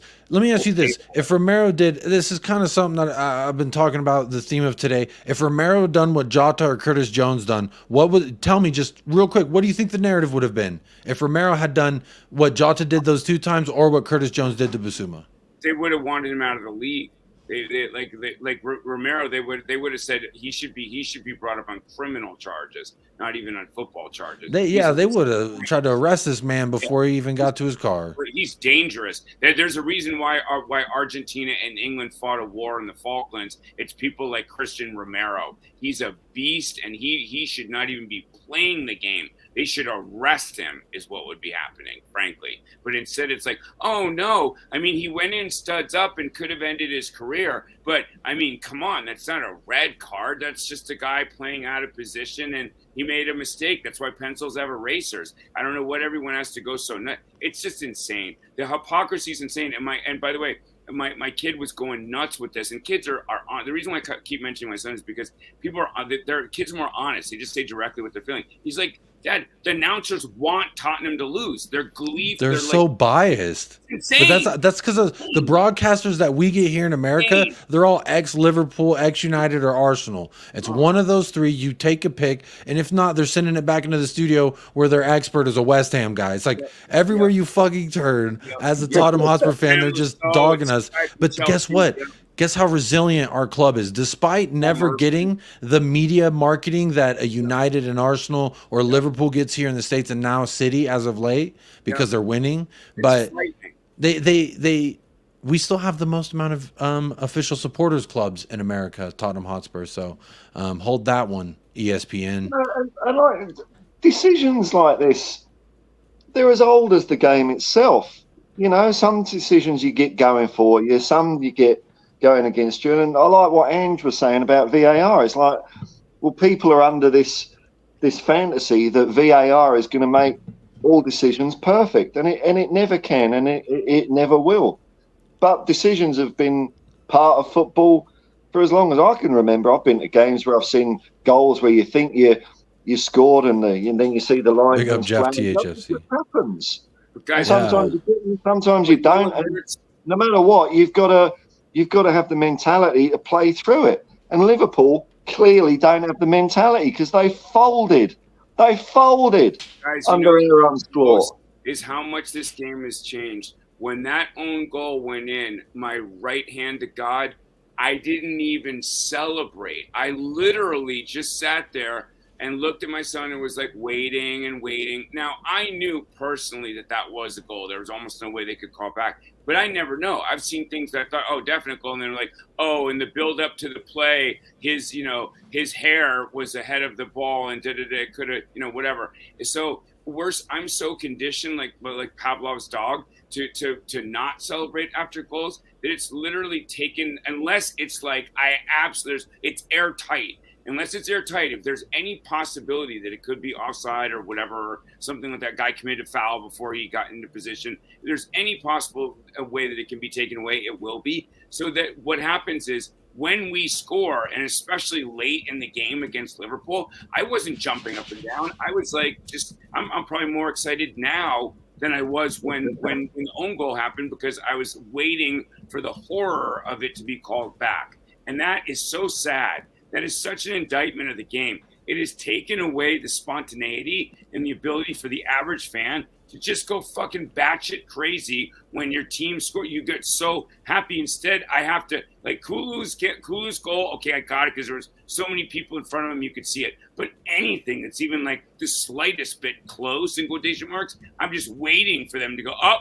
Hold on, there's a check. The ref's walking over to, these guys, he's talking to someone, and I'm like just going like this. So now to the point where I can't even celebrate anymore. I literally sit there stone-faced, and then when they say check complete, whatever, I go, okay, yeah, all right, cool, we have the lead. As opposed to just like the old days where a goal meant you went crazy, or a goal against you, meant your head was buried in your hands. It's changed the entire nature of the game for me to the point where I can't celebrate a goal. Like that's insane. Big up. There's another thing I do want to move the conversation on to, but I saw a chat in here from Akeef TR, a YouTube chat member. I think you were gifted one of the times for being here. It says, hi, I'm a Galatasaray fan. We appreciate you for Davinson Sanchez. He is playing absolutely awesome. Such a big team player. He plays the ball good. He tackles good. His heading good. Big defender. And I love that he has been so welcomed and endeared. And I've prayed on his success in Turkey because he's not a bad defender. He's just not to the level in which we need and want to go for. He needs. He's not a bad guy. He seems like a good. No, dude. He seems like a great guy. So. I love Davinson Sanchez going there. He seems happy. The fans seem happy to have him. And I'm glad that you're here with United Spurs of America. Real quick, 150 of y'all in the house, hit the likes up. Participate in the poll if you have not already. We are still celebrating the day. 137 votes in the chat. Says, how you feeling the day after? We're still saying looking forward to Luton. That's where we're at.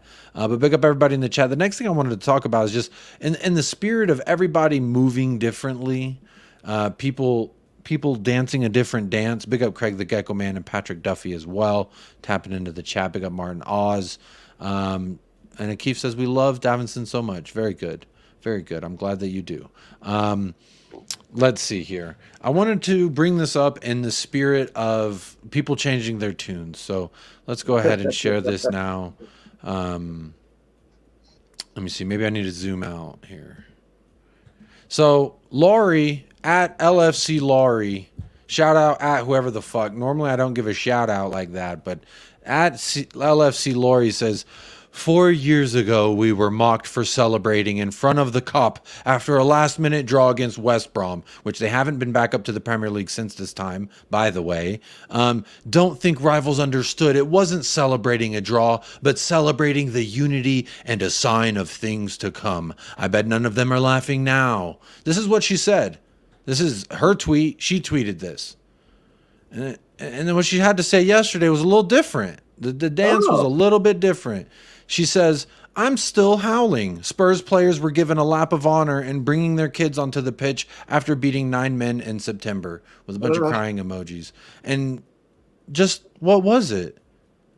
4 years ago, we were mocked for celebrating in front of the Kop for a last-minute draw versus West Brom, who got relegated later that season and haven't been up to the Prem since. So let's keep the energy where it belongs. And I'm gonna tell you what your manager told Ryan Mason last season when Oliver Skipp got a cleat to the face. He said, "Worry about other things." How about that? Worry about other things instead of how we celebrated getting full 3 points against Liverpool. So hold that L again. Here's the kangaroo one time for you. Kisses from the kangaroo. But big shout out. I just find. But, you know, whose fault is it that you're at 9 men? Whose fault's that? It's not Basuma. What, did Basuma put his leg under someone's studs intentionally? You know, Liverpool folded. They cracked. They couldn't stand the heat of Tottenham Hotspur, and they went nuts, and they couldn't keep us out, and they were desperate. They tried parking the bus, but Ange has got the keys. Ange has got the keys. He drove your bus out the way, and we got the late winner. How do you like them fucking apples, Liverpool? How do you like them? I hope they're what are they? California apples, the big juicy ones, and not the Granny Smith, the sour green ones. Ew. What do you think of our, and Paul, if you guys don't mind my asking, we all know that there's two absolute worst case scenarios. That's one of our center backs going out or Madison going out for any extended length of time. Two areas where it's irreplaceable. So, is Dorrington or the other kid, I forget his name, the 6'4" kid that we just got? Yeah, no. Ashley Phillips. Ashley Phillips. Thank you. Do you guys know? I'm being serious. If God forbid, I'm knocking wood, doesn't happen. If Van de Ven or Romero got injured and couldn't play for whatever 2-3 weeks, 4 weeks, whatever it is. Have you heard anything that we have to have someone, right? So 2 questions, and whatever you think about this, please just try to answer it without prejudice. Number 1, would it be Dyer? Is he number 3 on the depth chart? Being serious, and then number 4, if he wasn't yesterday. Who was on the bench? It was Ashley Phillips, yeah, okay. So and Ben Davies. Does anyone know the scuttlebutt on the kid? I know you don't know what he's going to be like until he gets actually into a game. You could think he could do anything. He could do cartwheels in practice, and it doesn't mean that in the game he's going to be, there's practice and there's games. I get that. But I'm saying, like, has anyone said, like, have you guys heard anything about, like, this kid could be Prem ready? It wouldn't be ideal. Preferably he wouldn't see a minute of action in the Prem, and maybe only, unless we're leading 6-0 and there's 2 minutes left or whatever. But you don't want to hurt his career by bringing him in too soon.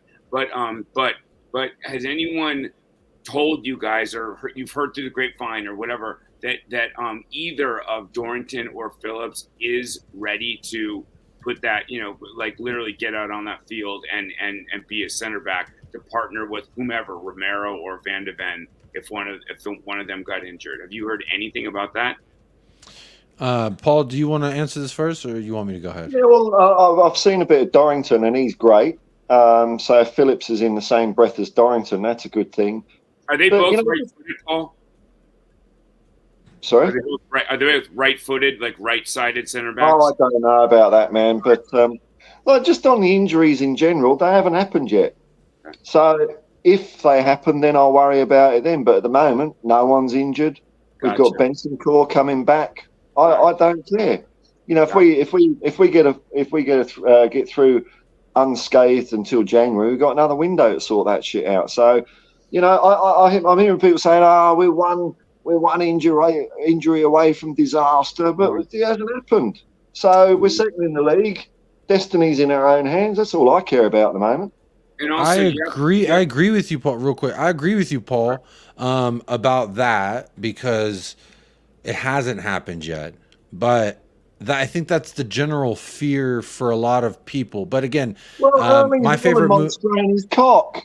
You know, I mean, other players of other teams can get injured too. I mean, true. And we've seen it. A lot of people have gone down for other clubs. But my point in saying is like there's a certain philosophy of life that you either subscribe to. And if you haven't seen the movie Donnie Darko with Jake Gyllenhaal, I highly recommend it. But they speak about this in that movie. And they speak about the line between fear and love. And if you operate your life on the side of fear and not love, that you have to have a balance of a healthy fear and a healthy love. And if you operate too much in the line of like, oh, well, if we go, but I subscribe to the fact that we're one injury away from about 6 different positions. There's 6 positions I'm looking at that if there's an injury in one of them, we look a lot different. And again, I always say we look a lot different. I'm not saying the wheels fall off because like you're asking about Ashley Phillips, I think Ainge Postecoglou put him in the 18 or 20. Now it's a 20. I think he did that because he sees enough in this kid to say he'll offer me more than Dyer if I need him.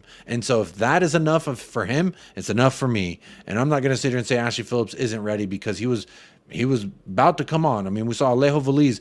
Ainge Postecoglou said he's finally working with us and he's really impressed me and I really like what I've seen. We're throwing him into the U21s. Played a little bit with the U21s and he said we're going to play him again with the U21s. And instead of doing that, he said now you're getting your home debut. So it's pretty special what these kids have been able to do and so, as far as impressing the manager. But at this juncture, I still don't know if it's how much of it is they've impressed Ainge Postecoglou or the others are just so shitty that we've seen for years and years and years. And now it's finally that anything is better because the shout out Sean with Spurs Talk Show. He said something. There was a. Do you start Ashley Phillips or do you start Eric Dyer if there's an injury to Van de Veen or Romero? And a resounding amount said Ashley Phillips, and I subscribe to that as well. I would put Ashley Phillips ahead of Dyer because I know what Dyer offers me. I know how much value that is in that $1 bill. What I don't know is how much value is in the mystery box. There could be no money in there. There could be $1, but my chances of it being more than $1, I think is higher than if I said, here's $1 and that's all I know it is. So I've always subscribed to the fact I think we throw the kids out there. And you know what? Alejo Veliz got thrown out there and got a chance to be thrown out there. So for me, I really see it like this. Ainge Postecoglou at every turn, he's damned if he does, he's damned if he doesn't. If we play a full force squad versus Liverpool or versus Fulham, then it's why didn't he and we pick up an injury or something that's why didn't we do this, and it's he went with the weaker lineup. And so outside of that, let's move on. Now we go forward again. Late on the match he brought on X, Y, and Z. I mean the result we still won, but in the match he brought on X, Y, and Z, and it, to me in the moment didn't feel like we were trying to go win it. Because we were trying to break them down, we couldn't, and then we took off our 2 most creative, effective forwards, forward-playing players in James Madison and Son. But then we got to see Alejo Veliz, and I said, you know what? Go ahead and let me see it. And then I heard people complaining we didn't see also Ashley Phillips, and it's like, why are we seeing Ben Davies? We know what Ben Davies offers us. Why are we seeing Pierre-Emile Højbjerg? Why are we seeing Oliver Skip? We know what they can offer us. Why not play these kids? But I see it this way. If he had played the kids and we didn't get that result, people would be saying, what's wrong with Ainge Postecoglou? He put too much trust in these kids. Look, let's question his talent ID. Let's question his motives. Let's question this, that, and the other. It's just, again, everyone loves... It's like if it goes this way, they're going to talk about why didn't it go this way. It goes this way, they're going to talk about why didn't it go this way. It's just... I feel like Ainge Postecoglou is just from what I've seen, what I've been exposed to, it's damned if you do, damned if you don't. And that's just really not fair for the guy, I think, in my opinion. But you know what? That's just the way the cookie crumbles. Big up Danny Kiriakou as well. Big up Danny. Hope you're keeping well. Always think about you, buddy. Hope your transition to a new country has been smooth. And big up Derek Smith as well. Hello, Derek Smith. Ed Sweeting, I think I've said hello. Baxter Thewall. Hello, Baxter. How you doing? Jeff, I've seen you in here, Jeff. Big up Jeff. Big up John Joe. Jamie Gitt says Donnie Darko, Klopp got the same teeth as Frank the Evil Rabbit. If you know, you know. Shout out Jamie Gitt. But big up indeed. If you know, you know. I have a damn Donnie Darko tattoo. That's how much I love that movie. It means a lot to me. Hey, Yeah, Jacob, can I ask ahead. you a question about the contingency plan? Just thinking about the what ifs. And Paul, I know you want to cross that bridge when we come to it, but let's say that we came to it, sooner rather than later. Do you guys think that would you hazard a guess that Ange is using Davies and Romero as their right and left, backups, like really putting them? Would you say that he's grooming them to be like, guys, if one of these dudes goes down, you might be called in to play center back, not left, or right back? Like, especially, which I know Davies he does it for Wales. I get that. But Romero, Emerson and Romero are like an anagram. I always get them mixed up. Sorry. Emerson. Do you think he's grooming Emerson to be a right back in that emergency? Like, we need someone to fill in there, and he doesn't want Dyer. He has such an anti-Dyer bias, Postecoglou, that he's like, I'd rather take a chance and play Emerson out of position than I would put Dyer in there. What do you think of that? Do you think he's grooming anyone in our squad to take that right center back spot? Because Davies is the only left footer, and he's played there, so that's kind of a natural replacement at least. But the right side, it seems like we have no one except the kids. Well, that's Ashley Phillips' position. He's a right-sided center back. That's what he played at Blackburn. That's what he played for the academy. I don't know that necessarily he's grooming anyone, but Ange Postecoglou has always said he likes players who are versatile. He doesn't like players who have one set of skills and that's it. He likes the fact that players can fill in. That's what he liked about Ben Davies. I hate Ben Davies. I don't want him in the squad anymore because I've seen enough of him. But he said, I like Ben Davies because I could put him at the left back. I could put him at the left center back. There's different things I could do with Ben Davies. And again, I trust Ainge. I didn't like the Ben Davies quotes that came out, but you know what? He wants a versatile player, and who's not versatile is Eric Dyer. So whether it's Ashley Phillips, whether it's the damn kangaroo, if he could play the position, it's what we're going to see. So we are going to be getting close to wrapping up the show. So if you have any last-minute things you wanted to get off your chest, now is the time, chat. I still have a few more tweets that I did want to bring up.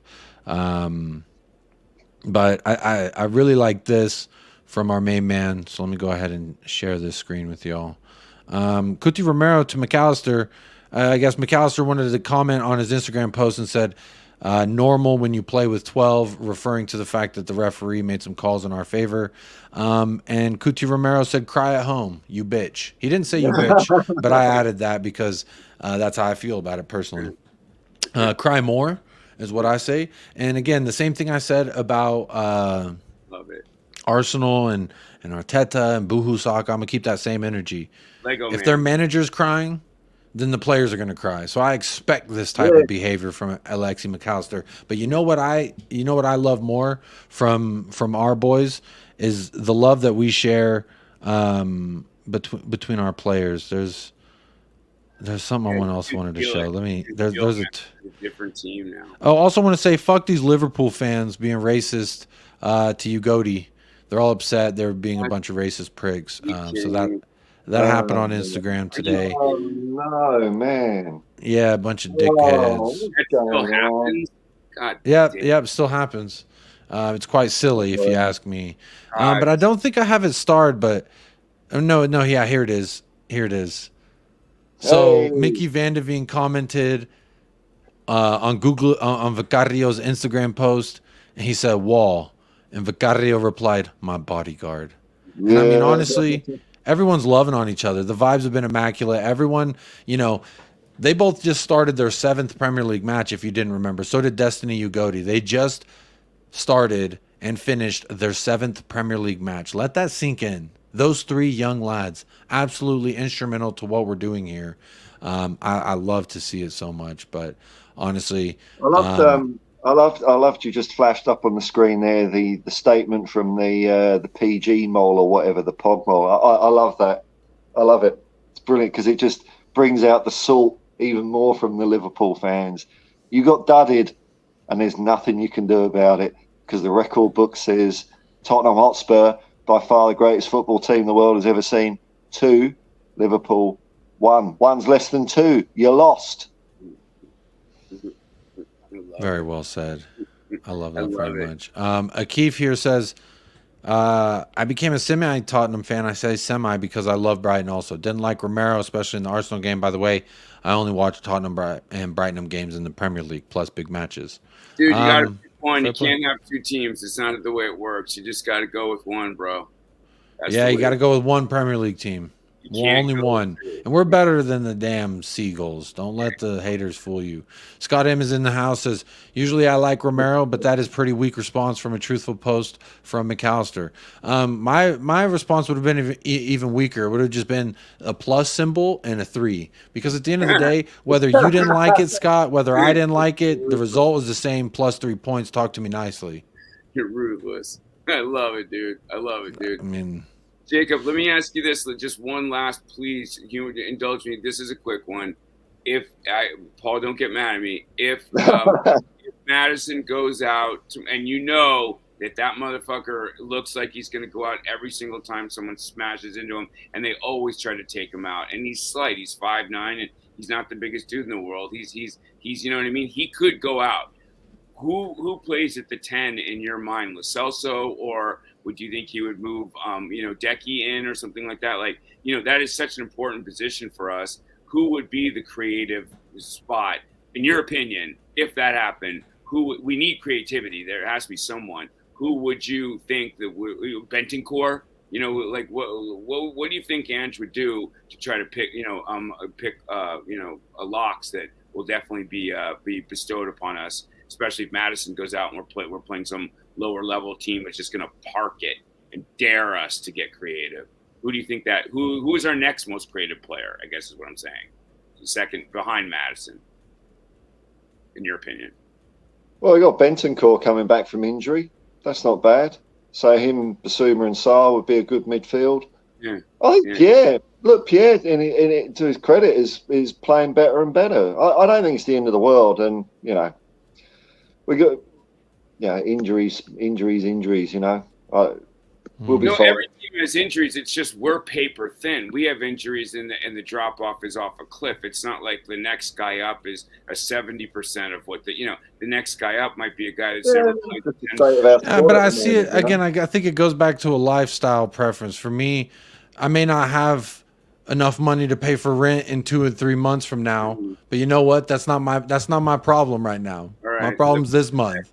My problem's the next match, which is Luton, which is not thinking about if this player goes out, if that player goes out. You deal with these things when they happen, and you hope that you have someone who can slot in. Now, obviously, I think the most immediate answer to that would be someone like Giovanni Lo Celso, but I have no faith in a guy like Giovanni Lo Celso. I don't think that he wants to be here. And I do want to go back to this because this brings up another great point. Daniel E. says, Jacob, when I see Romero tell his international teammate to cry more, it makes me proper realize Romero loves his club. And this was, again, something that fans used to beat Romero over the head last year with and say he's not fully coy. He cares more about Argentina. He just told his World Cup winning mate, go fuck off and cry more. And you're telling me that he doesn't love Spurs. And notice the narratives all change differently. Spurs fans talking to Romero nicer. Again, they're upset with what happened at Arsenal, and we should be. He could have been better, but he also could have been worse. We walked away with a draw, but you know what? I thought he was damn good versus Liverpool, if I'm honest. I thought he was pretty damn good anytime he had the chance. Mickey Van de Ven was damn good. So, again, the narrative that Romero cares more about Argentina than he does about Spurs is a lie. It's a myth. Another myth made by the imaginations of Tottenham Hotspur fans who last year had too much time to get creative. That's what I blame it on. We had too much time while we're watching Conte ball to sit there and say, maybe this is what's actually going on. Maybe this is what's going on. Maybe this guy. Instead of the whole thing being complete arse. LFC for though, maybe it's just banter. It wasn't. It was not banter. Last year when Spurs fans weren't looking at me the way that I need them to look at me, which is like this. This is how I was looking at them all last season when I said, don't worry, he's going to prove his worth this season. And he's already done that, and he's continuing to do that. And I have faith that he will not only continue what he's done, but progress and be even better than that. Nice. Look at the vibes. Yeah, and, I mean, I didn't even mean to pull this photo up. I meant to pull this one up. No, but it proves that he's soft. You know, that he has a nice side to him, and we always. Bro, he's not this like crazy bozo fucking party animal snorting a line of coke and then goes sliding into a tackle like his name's Diogo Jota or Curtis Jones. No, his name's Christian Romero, okay? And he's going to play his style. And if you don't like it, well, guess what? You eventually will. You're going to like it whenever he clatters into Mohamed Salah. I bet we all like that. I'm just saying, people love him when he's benefiting them, but they don't want to love him when they're saying, oh, he wanted to play more for Argentina. Oh, he doesn't care about Tottenham. He's not. He turned down offers. I'm sure he would have gotten banked to go play in Saudi Arabia. I was told he wasn't a good defender. I hear so many things, man. It's absolutely crazy to me. Rich coming in here says, I'll admit I had my doubts about Romero last season. Having said that, I don't think we were seeing the best version of Romero. Romero is definitely fully poised under Ainge. We were not seeing the best version. Absolutely correct there, Rich. Go ahead. No, I just said same with Basuma. We didn't see the best version of Basuma last year either, and that's the understatement of the century. Dude, the more I realize, Jacob and Paul, what Conte did or didn't do with Pop Mate Sarr and with Basuma, it makes me like I'm literally wide-eyed in I'm dumbfounded how he could have a kid like Sarr who's magic and a guy like Basuma who's super ultra magic right on your bench and he doesn't fit your system or whatever. I can't even fathom it. I mean, these guys are like, imagine this. These are the same two players that were sitting on riding the pine last year. And they're two players that I couldn't even imagine us playing without them now. So integral are they to our squad. And it's incredible. Yeah, I agree with you there. LFC for the double says we need a camera in that Argentina dressing room. I absolutely agree. That needs to be the next prime one. I wish they were doing it for their World Cup run, but they were probably in the Brazil locker room because I think that was everybody's favorite. But I agree with you. And LFC also says Romero's style is more rash. That's how he is. I agree, and that's why I love the style he plays. As a goalkeeper, I loved seeing my defender not being afraid to run out of his position and go clatter a man for the ball. I'm not afraid to, if there's a guy who's been tearing up the league, the future Golden Boot winner, and he's coming to town and you're worried that he might score. I like the fact that in 13 minutes he went out there and said, my name's Christian Romero, how you doing? Give him a little touch up. Give him a little, how you doing? And guess what he did the rest of the match? He fucking curled into a ball, and he was afraid to go occupy those areas because guess who said hello? Christian Romero's at the door. People, here's the thing. It's like being online. You talk. Yeah, it's exactly. You go out, that's what I'm saying is you go out there and you put a hit on them early. It changes their mindset. They're looking at this different. I'm trying to play the rest of the season. I'm not trying to get clattered like that again. You know what I'm saying? And more props to him. That was a smart choice. Don't go fight with my man Kuti. Jacob, Daniel says, Jacob, no, you did mean to put that picture up. You want everyone to see how proud. Absolutely. Look at that. I love it. I'm still waiting for the photo of me. I want to Photoshop me and Kuti doing this. By the way, why is Romero wearing glasses in that picture? I don't really understand. But he does look cool with the glasses, though. Just the earring throws me off. Anyway, he looks different. He looks a little different, yeah. Handsome guy next to him though, which is cool. But anyway, maybe that's a friend. But but for real, all the narrative around Romero, it's the same thing with Vicario. A lot of people judge these players, but off of the nonsense of either not seeing them or seeing them under a manager that wasn't right for them. And I can hold up my hands too and say I did it with Vicario. I absolutely prejudged the guy. He looked like a deer in headlights in the preseason. I thought we should have gotten David Rea, and I'll tell you what, I'm a clown. I'm a clown for thinking that. That shows how little I know because our goalkeeper, Guillermo Vicario, is magic. He's straight fire. I love the guy, and knock wood to not jinx him, he's only going to get better. And so I was wrong as wrong could be. And because he looked unsure to me and unsteady in the preseason, it's like, yeah, because he's playing with the defense of like Dyer and Davies or whatever, and doing all this kind of, whoever was, or he nothing was settled, and I made a snap judgment on the guy, and I'm a clown for thinking that. I'll come right out and admit it. So I'm just gonna shut up and let Ange do his magic, and if he wants him and he believes in him, then it's fine with me. It's all good. I'm not judging anyone. Yeah, I mean, look, again, at the end of the day, it's okay to be wrong and be proven right about something that's a pleasant I want to surprise. be So, wrong. If I see someone's like not good, yeah, for that's how I feel about Kulu. That's it. how I feel about Richarlison. I want to be proven wrong. Brian Hill, same thing. I Same. want to be proven wrong Dude, that one of they're our not knows. total Yeah, wastes of space and wages. I mean, agreed. and then Ed coming in here, big up Ed, first chat of the day, says, can we admit Van de Ven is carrying Romero so far this season? That's just a straight lie. They're carrying each other. Yin and a yang. It's peanut butter and jelly, baby. You can't just have a straight peanut butter sandwich. You can't have just a straight jelly sandwich. You need peanut butter and you need jelly. They complement each other so well, like salt and pepper, like gravy and mashed potatoes. Talk to me nicely. 100%. Romero just there to bully guys. Van de Ven does everything else. I mean, Batman, Robin. Well, even if that's the case, I'm happy with it because it's working. No, out of the back. No, he's got a little more in his locker than just being a tough guy. He's a skillful. He's an amazing defender. Big up Howie says chopped Liverpool. Big up Jacob Paul. Don't stress over the weak bench.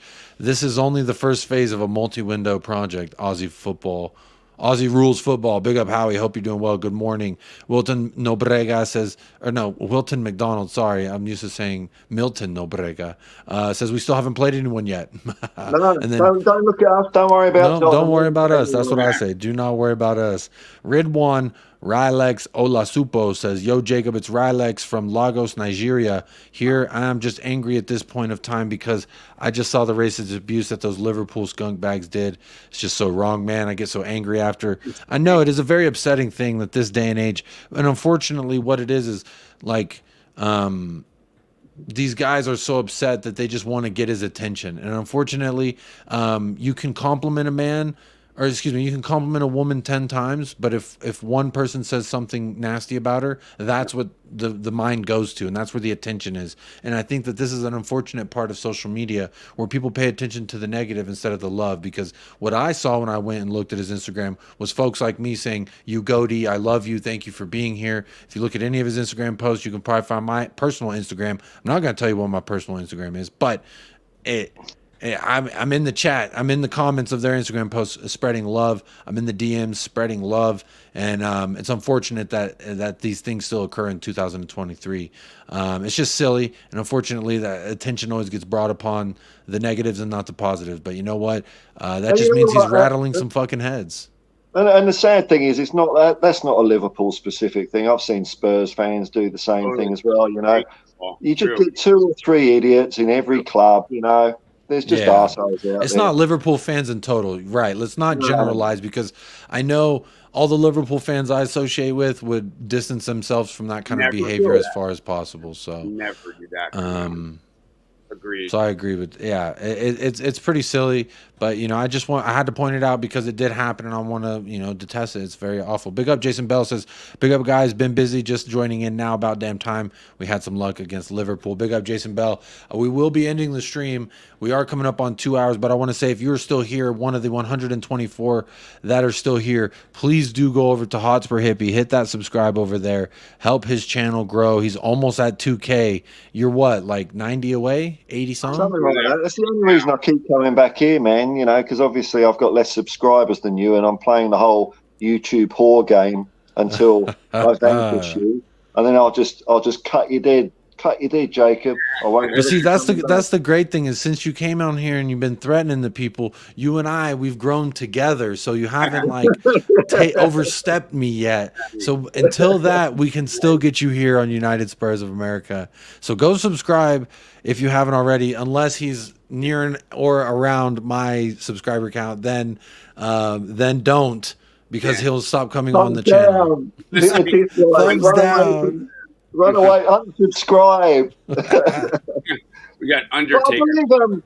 Aren't you officially America's #1 Tottenham Hotspur fan channel, Jacob? You know, according to this. Officially, but that's only because of all the beautiful people who've been liking and subscribing to the channel. Let me see. There has been 2 new people who subscribed to the channel since the duration of the show, so I want to say welcome to the 2 new folks as well. Welcome to the United Spurs of America family, where you will mostly get unbiased, but sometimes biased, and then you'll also get a lot of pasión. El pasión is what you'll get from me here. But big up indeed. I want to say big shout out, thank you to Moondog kicking off the super chat party here on United Spurs America. Ben Kaufman keeping the party going as well. And then, of course, Anthony, who did join us, hitting us with the $5 dono. Big up for that. And then Kate, with Just a Girl Who Loves Spurs, hit us with a super chat. And Ian Ferguson went ahead and grabbed the Lovers Lane membership. So big up Ian Ferguson for doing that. I appreciate that very much. But everyone going over to Hotspur Hippie, like and subscribe over there, because you know what? But not too much. But not too much. Yes, exactly. That's the key. Zapur says, "I'll unsub from Paul when he catches up to you, Jacob." There you go. That's the way to go. But until then, keep going. Jason says, "Are you counting Jacob TV subs in your race against Paul?" No, I'm not. That is a separate entity. And it's not a race against Paul. The race, you cheat. What a cheat.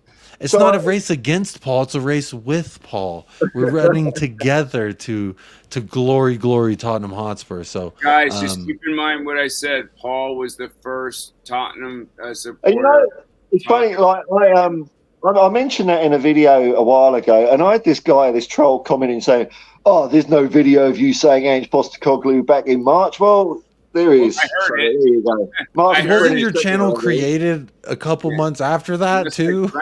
Yeah. Like, your channel wasn't even created at the time in which you were saying that. You were going on everyone else's channel saying it. Right, yeah. And so it's like, of course, you can't go look at Hotspur Hippie and are you giving me thumbs up? Or are you out of here? No. I was just thumbing up what you're saying. Like, sorry, I confused me. I was like, dude, it was for me. It was literally a life changer. That's when it came on. He came onto my radar because of Paul. Period. I never would have heard of him. You know, period. End of story. And then I started doing a deep dive, and the more I saw, the more I liked, and the more I was like, wow, this guy's right. You know, I hope we get this. Well, guy. You know it now. So.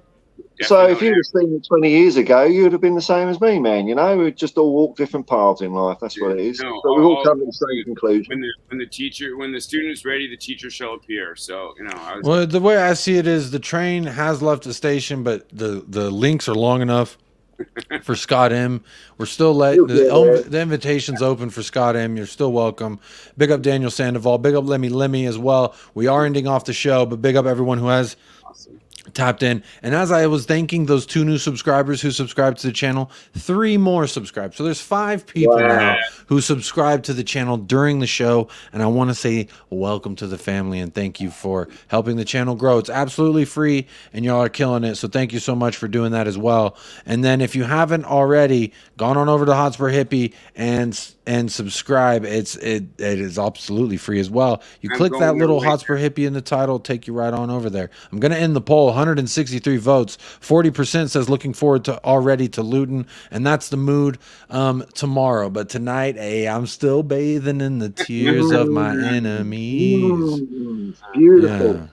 But guys, hope you know banana skins against Luton Town, because that would be pretty. You know what? See, now we're having a great time, but then you got to go and do that. You want to do that right before I end off the show? Why you got to say that? Why you got to go and do that? We're having a good time. Every got a cloud.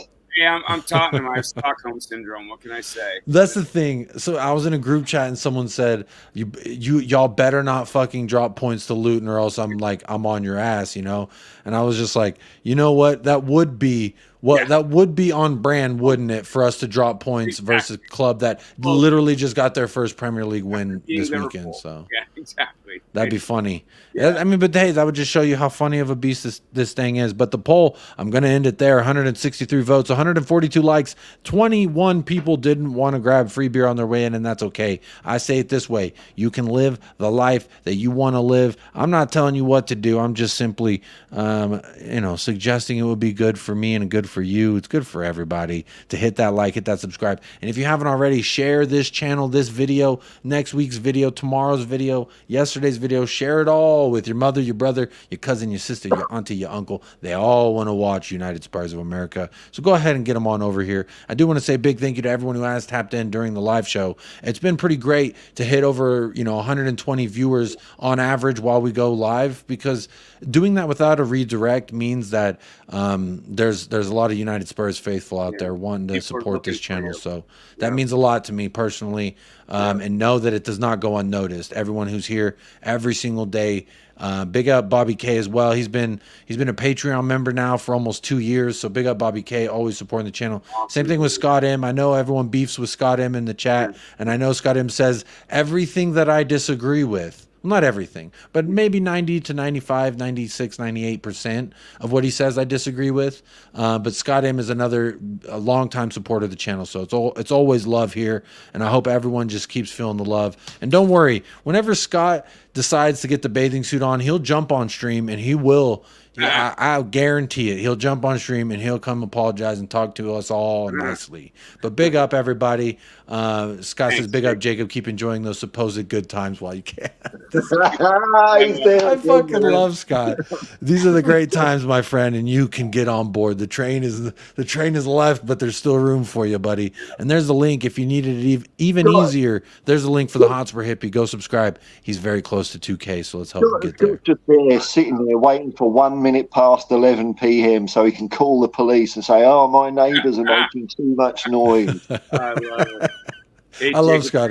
Thank you for having me, and Paul, thank you for putting up with us, man. Yeah, man. No, it was a good conversation until the very end there when you brought out the hoodoo. I didn't want to speak about the hoodoo just yet, but big up. It was a great discussion otherwise. If it wasn't a great discussion, I would have been like, Anthony, thank you so much for calling in today and sharing your thoughts. I hope you have a great rest of your day. And then I would have just done that. But I didn't. I kept you in the whole time because you know what?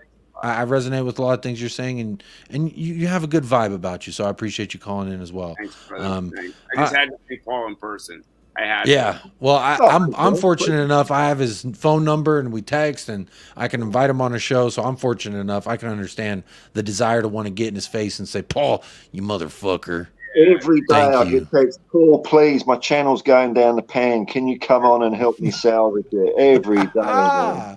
The only reason we're growing is because of you, Paul. Get your ass over here. No, but in all seriousness, since you started working more, Paul, everyone has, and you've been less and less throughout the week on my daily shows. Everyone's been like, "Where's Paul? Where's Paul? Is he going to come back? Have you heard from Paul?" And like, just know you can find him at the Hotspur Hippie. He's in big demand, and right now the writer list is it's long, but it ain't too long yet. And once he hits 2K, I'm sure that writer list will double. The green room will be too small. He'll need a bigger dressing room before he joins the show. But that's what it's like in Hollywood. I asked the clock tiers for this appearance, and you delivered. So thank you, Jacob. Nice. Yeah, that's what it's all about.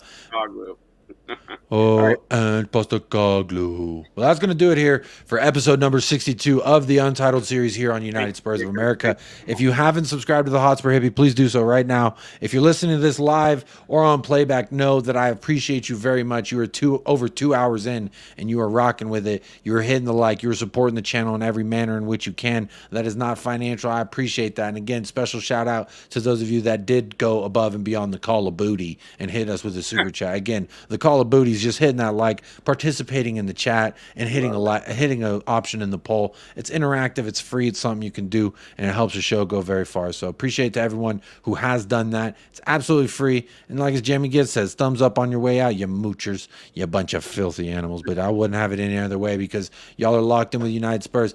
But keep it here. I will be back tomorrow. Usual time, usual place, usual shenanigans. Who knows what news might pop, or maybe what shamelessness needs to happen. But either way, we will be here, and I hope you will too. But again, that's going to do it for us. So as always, stay fresh, stay blessed, up the lads, and come on, you Spurs. And what's that I see in the distance soaring in from Australia?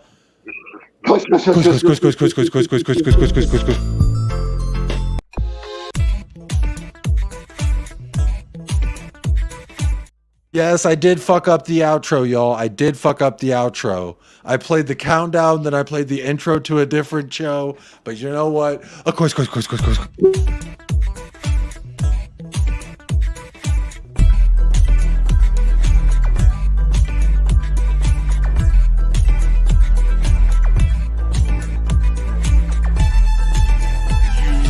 United Spurs of America with your hosts, Michael and Jacob.